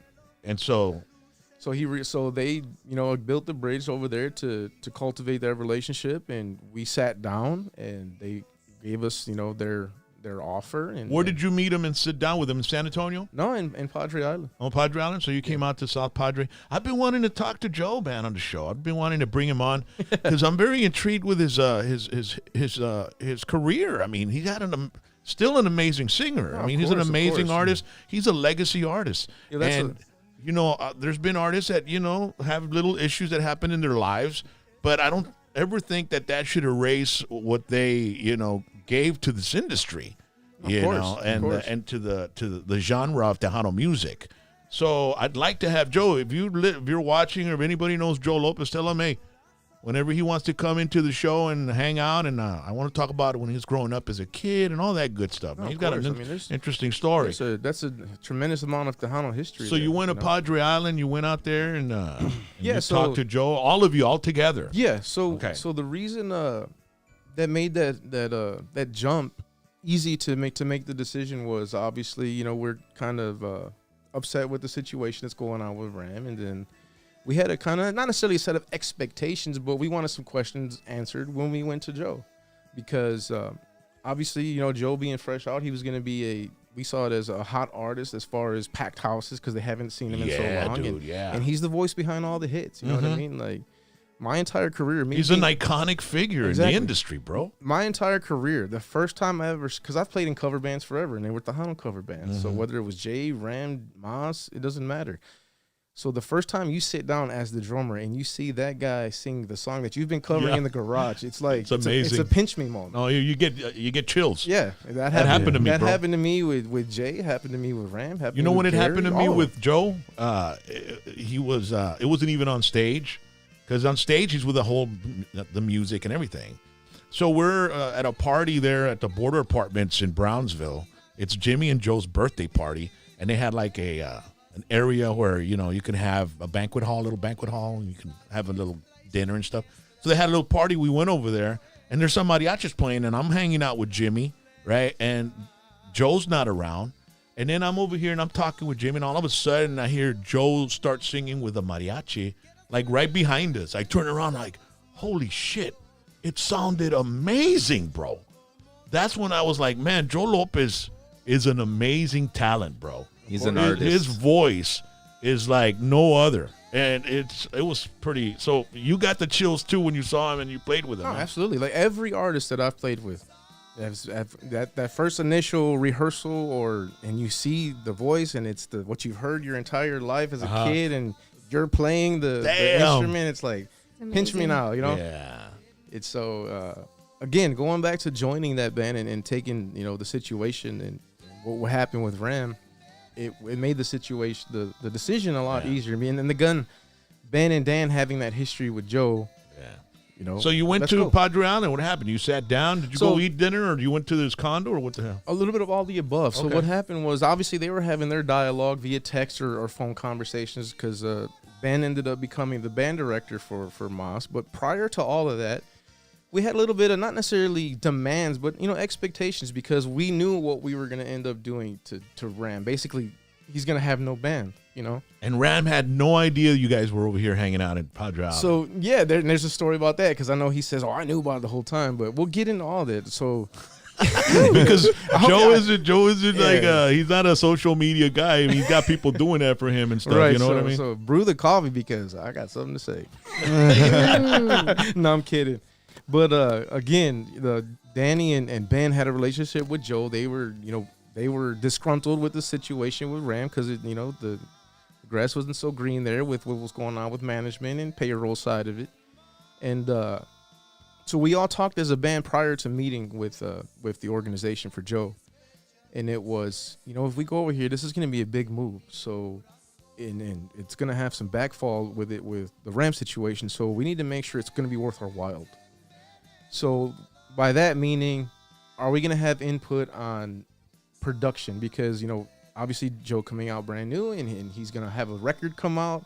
Are we going to have a chance to drive the boat? And if we're going to go down like the Titanic, at least we can say we were driving it versus we were passengers in the back, So we wanted to be a part of production and have some not necessarily say so, but some influence on what we were going to do musically as far as in the studio and stuff like that. So we asked all those questions and they said, yes, no, we're going to use our guys and our guys are going to be on the record and so forth. So, and here's what we can expect from a payroll side of it and how you'll be taken care of from that side of it. And that made the decision a lot easier. Gentleman's agreement. No, and you had to sign that NDA. So we signed non-disclosure. We signed an NDA, but as far as specifics of being a part of production stuff, it was all verbal. It was all verbal. And you were with him for what, a year maybe? Or yeah, it was because COVID came in, right? Were you with him before COVID? Yes. Right when COVID came in, so were you with him? We had, I think we performed about probably no more than 10 times. And packed crowds. Oh, they were so I saw They were them on Facebook, crowds. dude. I've seen the lives, dude. So it's Chingo de gente, bro. It's exactly what we predicted. We know that he was going to be a hot item as far as they haven't seen him in X amount of years, and and they want to hear their songs. Some guy was I think he came on social media. He said something like because they were tossing around how much Joe was charging to play. Yeah. And somebody said, nah, man, he needs to start from the bottom up. I'm like, are you crazy? Yeah. Right now is the time to capitalize because he's coming back. Exactly. And you start from up here and then you kind of level off to a certain. So these people that are on social media writing all this stuff, they don't know what the hell they're talking about, bro. Exactly. So that, again, coming from a musician perspective / band, we wanted to have some input on, once this wave dies down of the hype of, haven't seen Joe's, what are we going to follow that up with from a material standpoint? New music. Yeah. Because. Hell yeah. I mean, obviously, again, I'm going to have no part in the Jimmy and Joe conversation. You want to record an album with Joe, dude. Exactly. Before everything happens. And you want it to sound like that music. Did that happen? It semi-happened. It semi-happened. So you all didn't go into the studio and record? We did. Or you did? So we went to Monterrey and we recorded 3 songs. And we actually, the single that came out, we had re-recorded that song. Okay. And I don't know specifics as to the reason why that version didn't come out. That's above my pay grade per se. Mm-hmm. But we went and re-recorded that song along with a few others. When you all went to Monterrey, they covered all your expenses, everything? Yeah, no, they took us down there. We literally pulled an all-nighter. The label's from down there, right? Yes, Monterrey Music is. Did you get to meet those executives and all that? Rogelio's a sweetheart, man. He's the owner of Monterrey Music. He literally opens the red carpet for you, you know. It's awesome. And their studio is amazing. They've got all the high-end gear, They've got great instruments. So we knew that we were only going to be there for 24 hours. Mm-hmm. So as a band, how do we make the most of this time? So we literally pulled an all-nighter at the studio. We had only went in to re-record that single that he ended up releasing. And that was what we were going to go down there to do. But he said, what, we're here. Let's continue. So instead of going to the hotel and sleeping it off and taking off, no, we knocked out 3 songs in total. Yeah. And then we came back. So everything was great. We ended up doing, before COVID happened, I think it was about anywhere between 8 to 12 performances. And what happened? I mean, you were with Joe for a brief stint, right? It was brief. It for me personally, it ended up being brief, and I cannot speak for Danny and the rest of the guys are there? They're gone. Oh, they're all gone. So Joe has a whole new band? The only one that stuck around and still there to this day is Joaquin Cura from the Ram band. Okay. So, and they picked up a whole bunch of others. And so, well, Brando's back. Oh, Brando from Eagle Pass, man. Brando He's been with him from the Maz days. As a fan, I mean, Ben's my friend. We're brothers. I love the way he plays his musician, but if you have an opportunity to get one of the original guys, one of the guys that's longest tenured. Joe knows him. They're like, Yeah. they know each other so well. Exactly. I mean, it's good. So, it's as good to. I think Joe feels he's got somebody that was with him back in the day. Yeah, as a fan, in who the wouldn't band. want to see? And he's talented Brando? too. I mean, Yeah, he does a lot Tremendous of guy. Brando's the man. He's awesome. I've had Brando, bro. I've had opportunity to work with him on a couple projects in the studio. Excellent producer, See, bro. excellent musical. Excellent mullet. Does he And still I- have the mullet? No, or he bro? didn't have the mullet. I'll tell you what, though. One of the things that really impressed me about him. I'm sorry to hijack. No, dude, no problem. One of the bro. things that really impressed me about Brando is because I've worked with a lot of older guys, right, in the studio, you know, and the thing that happens a lot of times is the older cats, they don't really they know what they know. And they want to stick to that, and you no They lo don't sacas like de ahí. jumping outside the box. Yeah, no lo sacas de ahí. Like they're tercos, like aferrados ahí con la Así idea lo que tienen. lo hemos hecho toda la vida, así lo vamos a hacer ahora. Yes.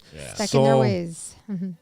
Brando Mireles is one of those people that's just, let me see what you got, and he lets you do what you're thinking, and then as the experienced producer that he is, you know what? Try this here and try that there, and you know what? This is great here. Let's try this here, and like he lets you be who you are, and at the same time, let me add my 2 cents in here, right? Yeah. And just great overall product, man. And he's an excellent guy to work with, man. Man, when he was with Jimmy and Joe back in the day, bro, I mean, I just seeing them playing all the keyboards at the same time, bro. It's like, Right. it's amazing to see that. Te quedas man. picado nomás viéndolo. Yeah. So Brando's with Joe again, man.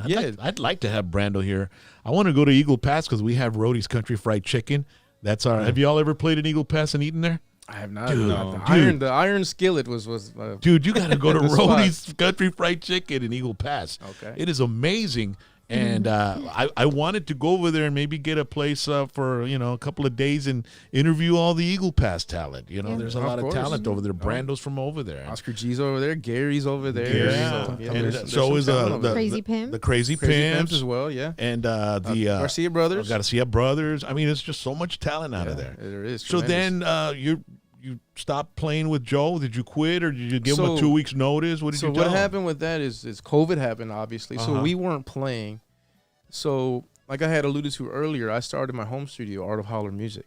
And, Vigil's the one that kind of got me to get that off the ground because he said, well, if you get a studio going, I've got work for you.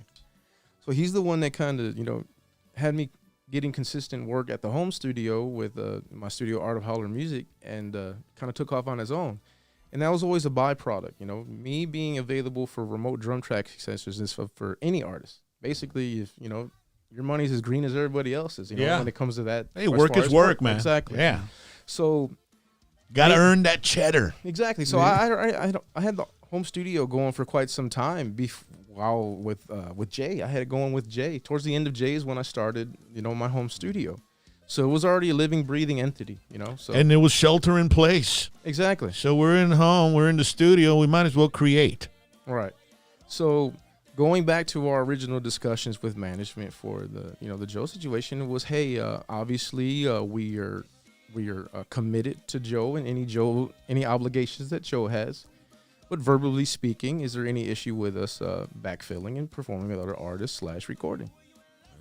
And the answer was no, not at all. I would never take money out of your pocket. This is what you guys do to make a living. As long as you don't interfere with any of Joe's responsibilities, then I'm not going to tell you how do you make money for your family. This was all verbal. So fast forward down to COVID, and we're not playing, obviously, and I'm promoted. The only person that my whole marketing machine is myself. Yeah. So if Your I'm not YouTube channel. so if I'm not promoting the projects that I'm working on, the artists that I'm recording for, or the bands that I'm You're a backfilling, proactive drummer, dude. That's what you are. I try to make ends meet. That's all I do. Yeah, try to the provide hustle. for my family. Exactly. Gotta hustle. So Plus, creative brains can't stay dormant. yeah. So you gotta keep doing shit. During my time with Joe, I was promoting projects that I was on, and I would actually get some messages, from people within the organization that says, why are you doing this type of stuff? You're supposed to be, here and basically only here. We don't want you anywhere else. I'm like, well, this is contradictory to what we had verbally agreed on because I already knew coming in I have a home studio, and then I've, been blessed to backfill my dates that are available. So why all of a sudden is it a different story? you know. So long story short, you know, that issue never resolved itself. It continued to be an issue with me doing the home studio stuff and who I was performing with live. And so towards, February or some sort of towards, well, within COVID, obviously we weren't playing. I said, Were you know getting what? salary during COVID from No. Joe? No. I mean, We were per. I would imagine anybody that would make that type of demand with their musicians would be supporting them while they're not well, that's working. the thing. It wasn't even necessarily an expectation of salary, because a verbal agreement was, you guys do you as long as you don't interfere with Joe. You know, as long as you're at Joe's performances, and as long as you show up, kick ass, you get paid. or if we were on the same tab or same venue with other bands and they asked me to play, we'll be respectful and, hey, you're only going to play with Joe that night, which is completely understandable. You know, Yeah. Joe's is the star and he's the headliner, so we're going to treat him with that respect. You know, so unfortunately, again, I think the theme of tonight's conversation is being a person of your word and what your word being your bond. You know, you say one thing and the reality is The moral of the story. right. So I'm a big stickler of that, Which so. is very rare in the music industry. I mean, it's very rare to, because shit happens in the music industry. No, absolutely. The bus breaks down in the middle of the road, you know, and then you got to try to fucking make ends meet, keep your band members happy. I mean, it's a stressful gig, man. You can lose hair, sleep, and weight, running a band, and being the artist that's... You can lose your best friend, man, in this business, bro. Yeah, exactly. dude. Yeah, and sometimes we have to... Sometimes we have to step back and say, everything happens for a reason, and that keeps us. And I had a great time in that area, and now it's another chapter, like we were talking a little while ago. Yeah. Write the next chapter of your book. Right. You've got a lot of great stories, bro. You know how many people, would want to have that type of, career where you played with some of the best in this industry? No, I've been completely blessed. But again, being a person who's not from Texas, being a person who's, joking up with me, I'm a half breed, I'm coconut. I don't speak Spanish regularly. I know enough to get me in trouble. You know all the bad words. Exactly. all the shit he learns from me, bro. Well, my wife too. Shout out to my wife Rebecca. She's from Brownsville, so she's puro valle. How the hell? I'm surprised you're not living in Brownsville, I dude. was gonna ask, what are you not doing here? Yeah, dude, let me tell you. Most guys, when I see guys, from the valley and other parts of Texas, I tell them, hey, what brought you over here? I met a girl, you know what I mean? So they usually follow the women around. Here in the valley, you end up moving down here. Thank God for my wife. She's a tremendous blessing. She's the rock in our relationship, all the stability, and she moved to San Antonio. Yeah. That's awesome, bro. She's working over there, so that's obviously, good. yeah. Man. She was awesome. She was in education as a teacher. Did you all meet at a dance or something? We met at Mustang Lounge. Órale. Oh my! Wow, Mustang that's Lounge. awesome. Asústame one time. You've probably met my mom before. She's always there dancing, man. She loves to dance, my mom. That was a spot, So bro. then that was, you got fired then. No, You got let go. I From said, Joe. you know what? With the whole Joe situation, close that out. It was, you know what? We're gonna agree to disagree, and we're gonna go our separate ways. You know what I mean? So I just would have posted, I'm no longer a part of as the touring drummer for Joe, and I wish him nothing but success and whatever they go through. How many comments did that post get? It got traction as well. Yeah. And so. And then Jaime DEANDA now. Right? Yeah, but actually more backstory. I don't know how much time we got, but going back to the whole Ram situation and how because I know Ram did the story about I confronted them and all that, and they all lied to me. I knew they were lying, all that stuff. So yeah, here on PVT actually. So here is my version of the story. All right. Say it. We played at so yes, there was conversations, but we hadn't made the decision yet. And again, this was still in the ballpark in the ball field of Ben and Danny with their conversations. Nothing was set in stone. It was We just came to the island to talk. right. So we hadn't even done that yet. So we played at Kickapoo with Ram, and Ram had called a win. So I was in the green room, and Ram confronted Danny and Hey, are Ben. you fuckers gonna be jumping off the ship and going to another Yeah. band and playing with Joe? And So at the time, the decision wasn't made. There wasn't even anything official, no offer. We had, like I said, we hadn't had the meeting yet or anything like that. I wasn't even officially on board. And Ram goes, yeah, we heard on the street that you guys are gonna go over to Joe. And then, well, technically the guys weren't lying. He says, no, we're not. We haven't done anything. Yes, there's been some conversations, but nothing. did you all nothing get a set in little stone. fearful when that happened? No, this was during break, and I sat there and sat quiet because they didn't ask me the question. You know, they asked Danny and Ben, and it was no. And what did we're they not do? going Was anywhere. Daddy shaking or no? Did he freak out? We had conversations with them. Dude, how does he know? I'm like, I says that how he knows is above my pay grade. Joe but- called him, right? So long story short, after we made the decision, says, you know what, we're gonna leave. I personally called Ram and said, hey, just want you to know, I'm sure you've heard the news, but I want you to hear from myself that hey, I personally am gonna take the offer and go to Joe. I just want to let you know that I've appreciated my time here. That if there's ever an opportunity or if you need anything, I'm here. Yeah. He says, no, I appreciate you telling me. Thank you for calling me. You know, we'll see you. We'll cross paths again. And I even did a post. I even did put the roses with the snare and all this stuff that you know, I decided to step away from Ram. And the guy, I don't know, I can't speak for the rest of the guys and how they approached Ram, but I personally called him and then I told him. So we told him, says, look, we're not going to start till we got a whole month of rehearsals with Joe. So if you need us, we're here. So you got it covered. He said, yeah, no, I appreciate it. I'd appreciate if you stick around with me and all that good stuff. And it was during TTMA, the award show. So for whatever reason, I don't know if he, had other people in his ear or decided to change his mind, but it was he kind of ghosted us. He kind of ghosted us because we'll perform with you forever, how long you need us to perform. But once we get to, towards December, we have to step away. So we'll fill the gaps while you bring your new guys and bring your new band up to speed was the plan. Yeah. No, he went and did a 180 This is with Ram. yeah. So I just wanted to wrap up how that concluded. So we put our 2 weeks in, or however long he needed us to segue the new band in. But unfortunately, he was all for it. At least that's the impression that I got, the story that I was told. So come Tejano Music Awards, we were ghosted as far as there was no more communication, ignoring calls and texts. It was Danny and Ben, and because they were the guys in charge for both organizations. He said, well, I haven't heard anything, so I guess they let us go. And then I saw the post from Rams camp that said surprise, big news tonight for the Tejano Music Awards, and it ended up being him showcasing With another band? his new band. Yeah. Orale. Yeah, So in my opinion, I believe we did it as professional as possible, and we gave the opportunity to not leave him hanging, which is what they perceive happened. yeah. Because we So said you were there till for the final show, but he ended up bringing in another band. Our last performance was Kima Boardwalk in Houston, and he already knew that we had already made the decision and that we weren't gonna stick around and we were gonna leave. So he was already at that performance, but it was a flawless performance. You would have never known that Ram was dealing with that news of basically his band's gonna take off. Yeah. So segue from there to the Tejano Music Awards, I guess, something happened during the week to where he decided to change his mind and he didn't need us. So Yeah.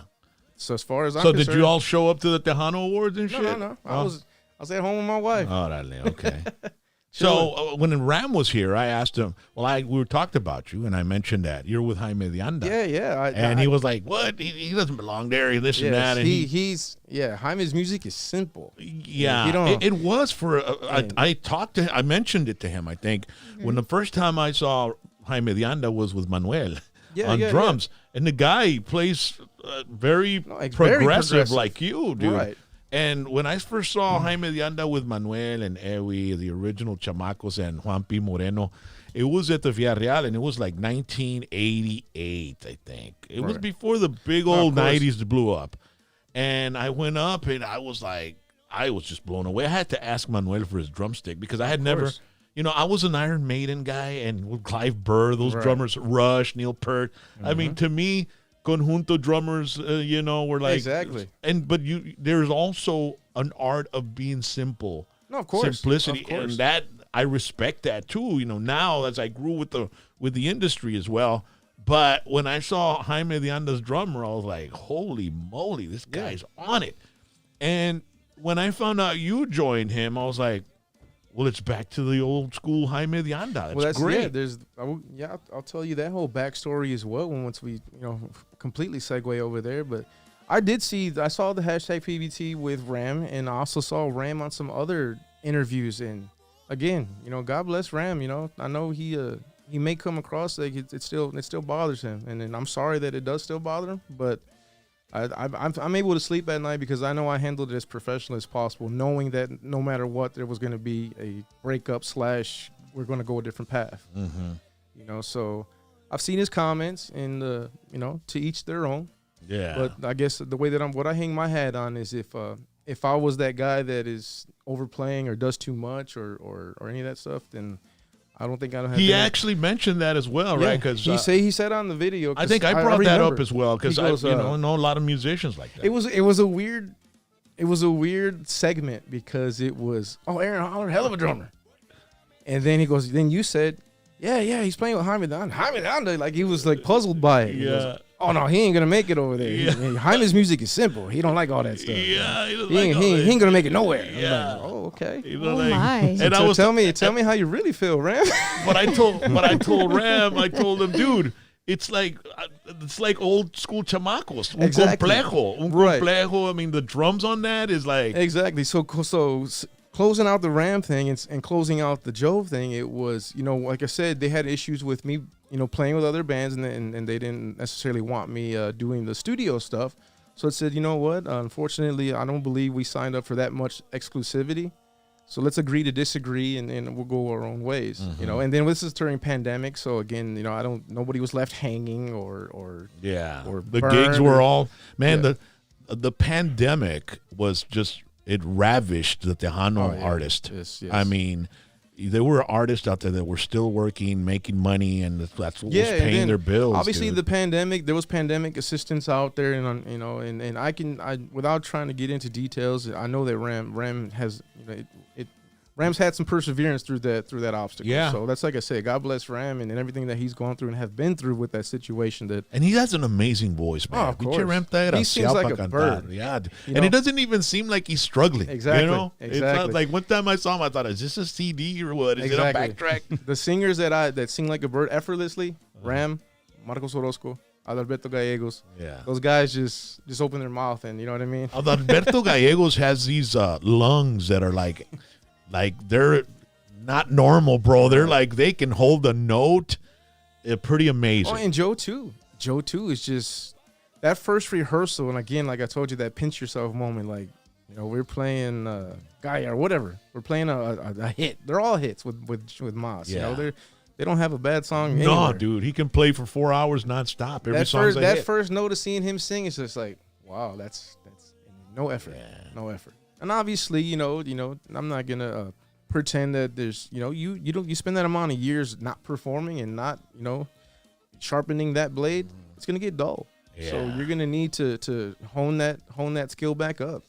But man, it's like riding a bike. I'm sure for him. Of course. Because man, Joe was like since the '70s, dude, like touring nonstop. Tejano artists, they wouldn't take a year to record an album and 2 years to tour the world and then a year off to record an album. Yeah, no, it was like record and tour, record and tour, record while touring. Exactly. And then, there weren't buses, everybody goes in a vehicle and like that. And it was and playing 3 gigs at one time. It was busy for them, man, right. Big time. Yeah, no, so we separated I separated from the Joe organization in February. And again, this is pandemic, so there's no gigs. So I was content with, working out of the studio, so I've had work from there, so no problems. And then Julian texted me in March, from February to March. So Jules, J Money, shout out J Money. So he texts, Dad, are you working? Whatever. Daddy says, like, Dad. Yeah. He does. I'm sure you've seen the text. Where he's Dad. I wonder where he got that, babe. I think from you. And then what did he say, right, bro? so me having a relationship with Julie, and again, my sarcasm, it was like, what, have you been hiding under a rock? You know what I mean? Like, again, not trying to sound egotistical or anything, but like, you didn't know? not only am I available, I'm permanently available. You know what I mean? Yeah. He's like, what? I had no idea. I've been working. I said, no, I'm just kidding. But yeah, no, I'm available. He goes, well, I got some dates with Jaime. Would you be interested in playing with Jaime? He goes, absolutely. And I mean, is everything cool with the situation? He says, oh, we'll get there, man. But we need these dates, covered. So I said, yeah. So send me the material, and then they sent the material. We did the gigs. They weren't perfect by no means. I'm not a perfect drummer, especially just going in with music that I haven't played all the time. So nonetheless, we got through the gigs. Can you read music? Yes, I can. Oh, so they Yes, can I give you a sheet and you can go buy it? Yeah, but unfortunately, I've yet to see a Tejano chart that had drums on. Sol, fa, y de ahí le das una quebrada. Ahí llega. Right. Yeah. So, again, I've never tried to be that guy we all got to eat, as far as working. I says, I'm not here to, don't fire somebody for the sake of getting me. If this person, hung themselves, I guess you could say, then so be it. You took the place of the guy with the mohawk, right? Yeah, I replaced Jorge. Yeah, Jorge. According to the Jaime organization, that they were having some personal difficulties, so they were going to go in a different direction. So after I did the 2 gigs with them, they was like, hey, would you mind, coming and joining the band? And that's when I said, not necessarily like imposing my will or had any demands. I said, you know what? I'd love the opportunity but since I'm the biggest fan for me was the 1P era / Manuel / Jaime. To me, that is Jaime DEANDA. Mm-hmm. And me as a fan, a lot of people that are younger and are listening to this music, they don't realize he's the guy that created Progressive Conjunto. Yeah, he did.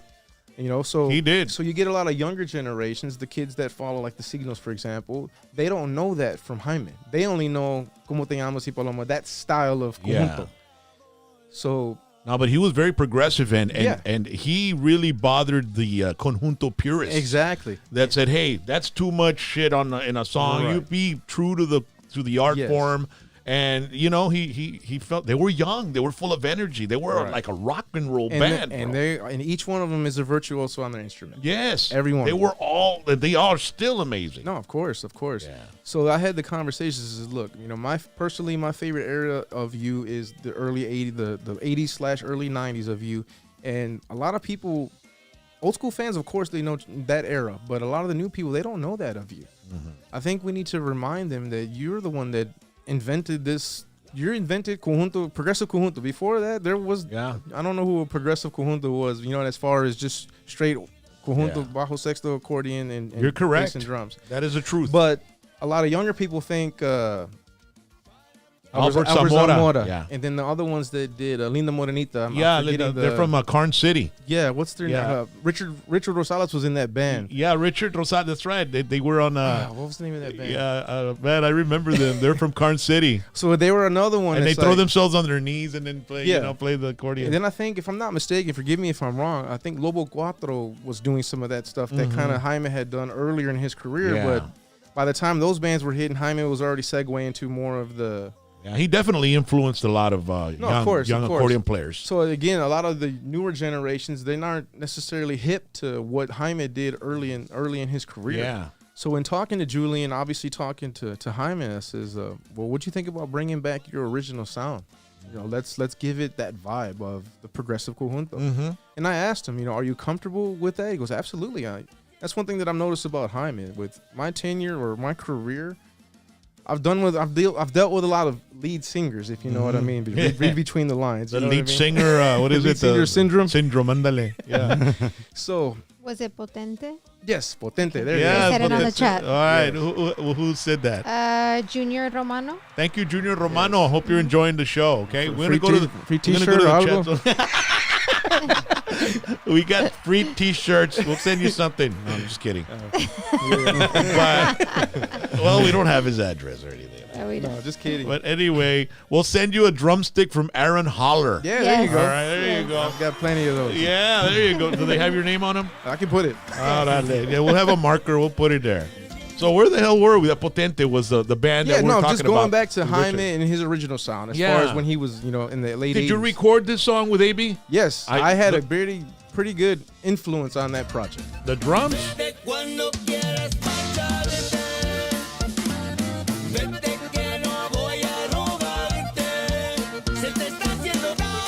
A.B. Quintanilla is part of this too. Yes, yes.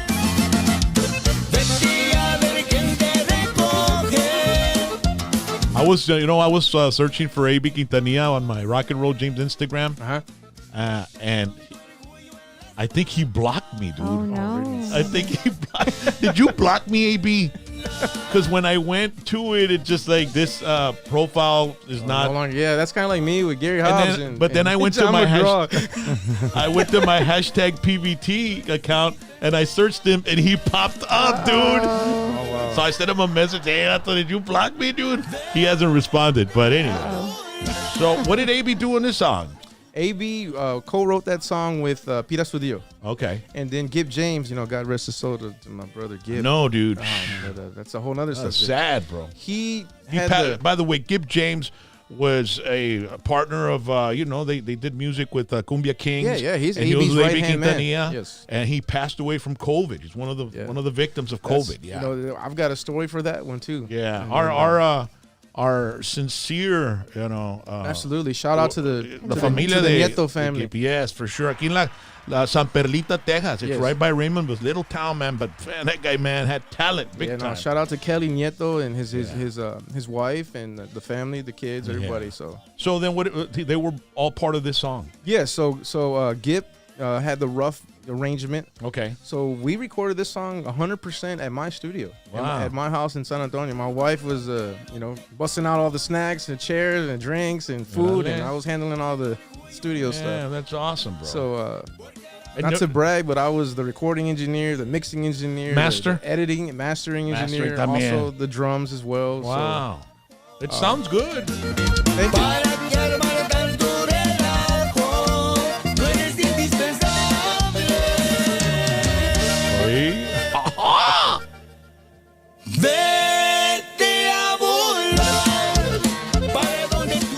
So then AB went into your house and hung out there with you? Yeah, we were there. He met my wife, my family. Gip was there, you said, too, as well? Yeah, Gip was there as well. We did an all-nighter with Julie and me and Gipper mixing the final mix. And yeah. Did you all do any video of yourselves in there? No, it was one of those want to keep it hush-hush until it came out. Man, I've got one picture. No, dude, you take video and you store it, so when you release it, after you release it, then you have documentations that fans can see. Yeah. And then it's like you said, exactly, because then with when unfortunately what happened to Gip, we would have had that memory. I know, dude. También, bro. Because I personally have one picture that I shared on Instagram, and not because I didn't want to take pictures. I was doing everything. You know what I mean? Yeah, as far it's as hard working, to do everything. It's hard to also, hey, let's get a picture real quick as well. So I was able to get one, and I actually shared it on my Instagram. Dude. It's because it is a lot, man. Yeah, I feel you. You're playing.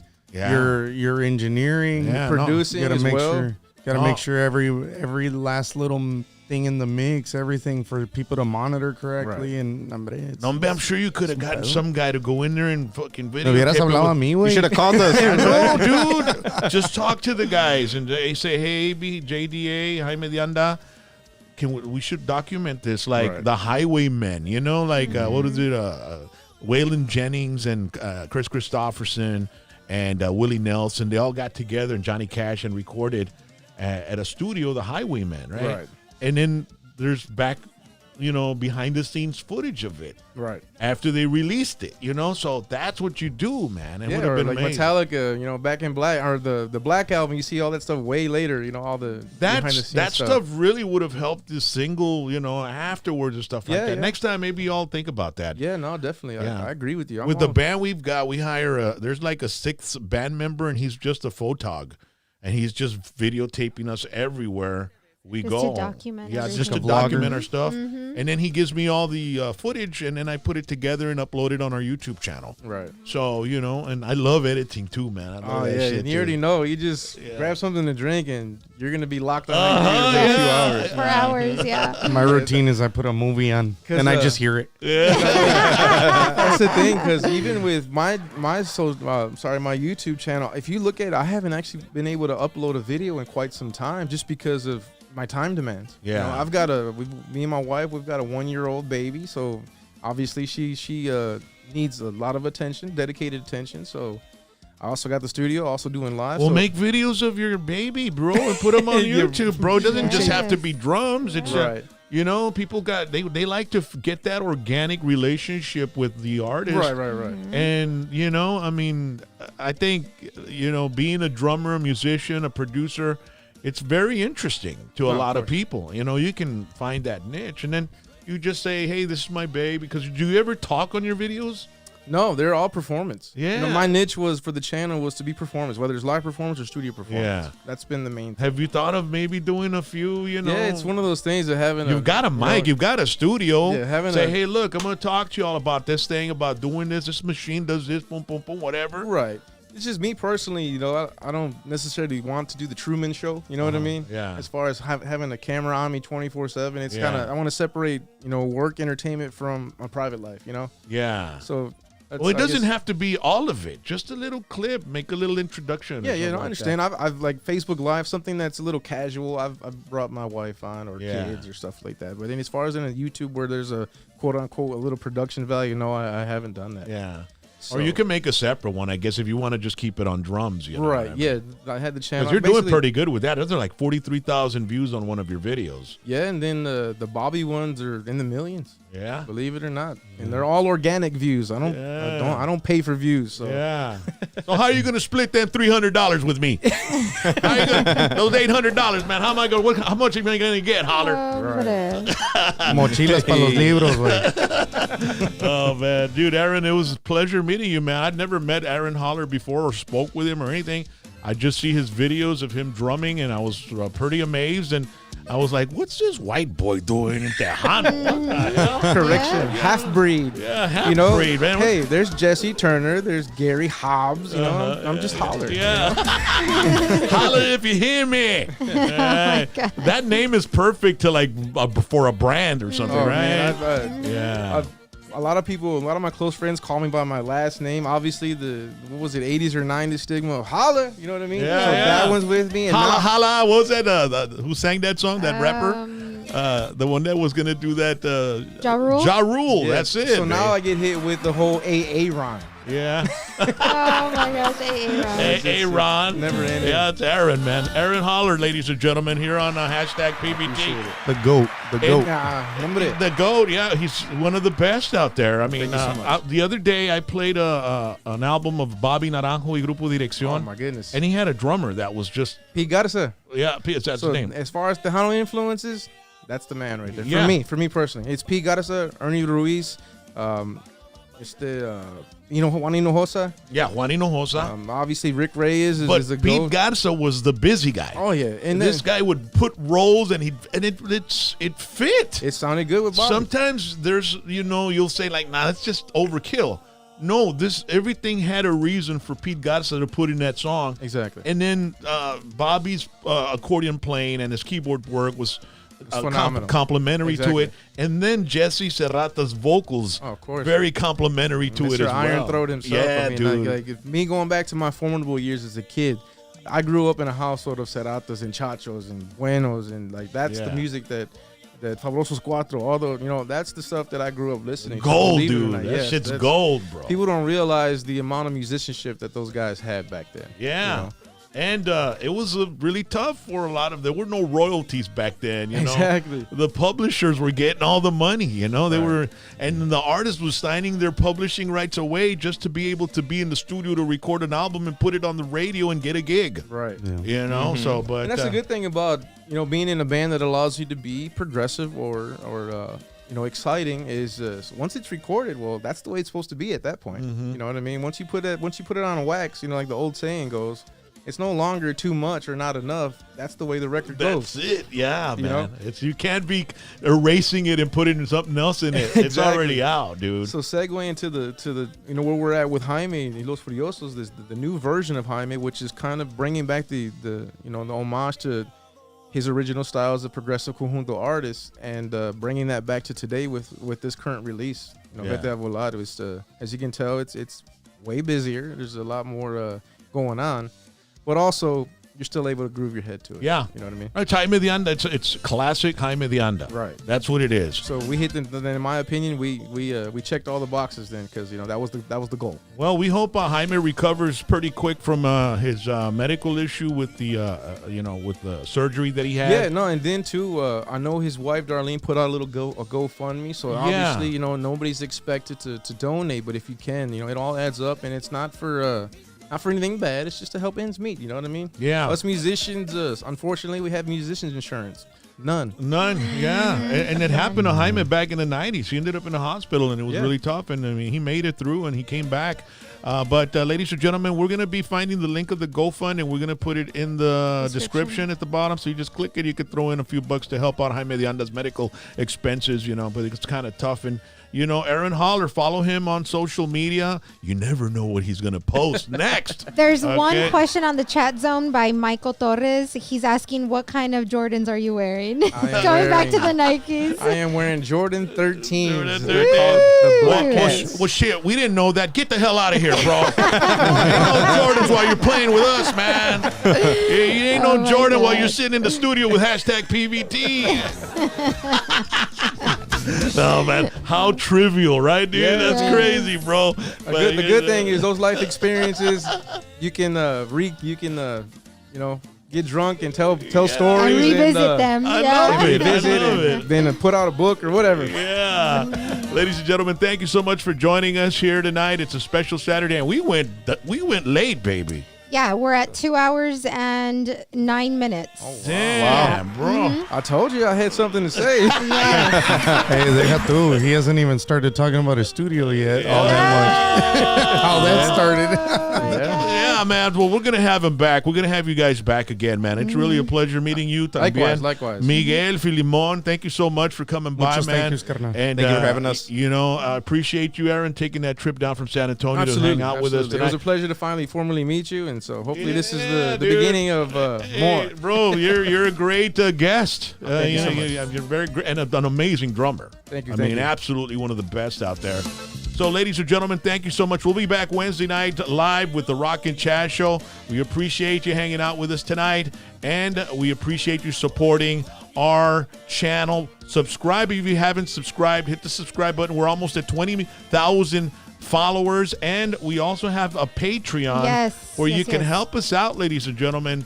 If you want to be a part of the team, and sometimes we're able to upgrade and pay for the rent and all that, and it helps us out because we want this program to be self-sufficient. Of course, we have some sponsors, but if you want to be part of the team, you can go ahead by going to patreon.com on your mobile device or desktop. Search RocknRollJames PVT. Select the membership level. Official Patreon is $3.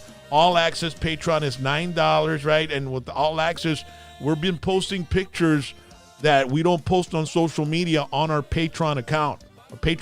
So that's where, and we're trying to figure out how to upload video so we can put video as well that you won't be able to find anywhere else on social media except Patreon. So you all have behind the scenes. As a matter of fact, I put a picture up with Boaz Jimenez that I haven't put on Facebook or social media.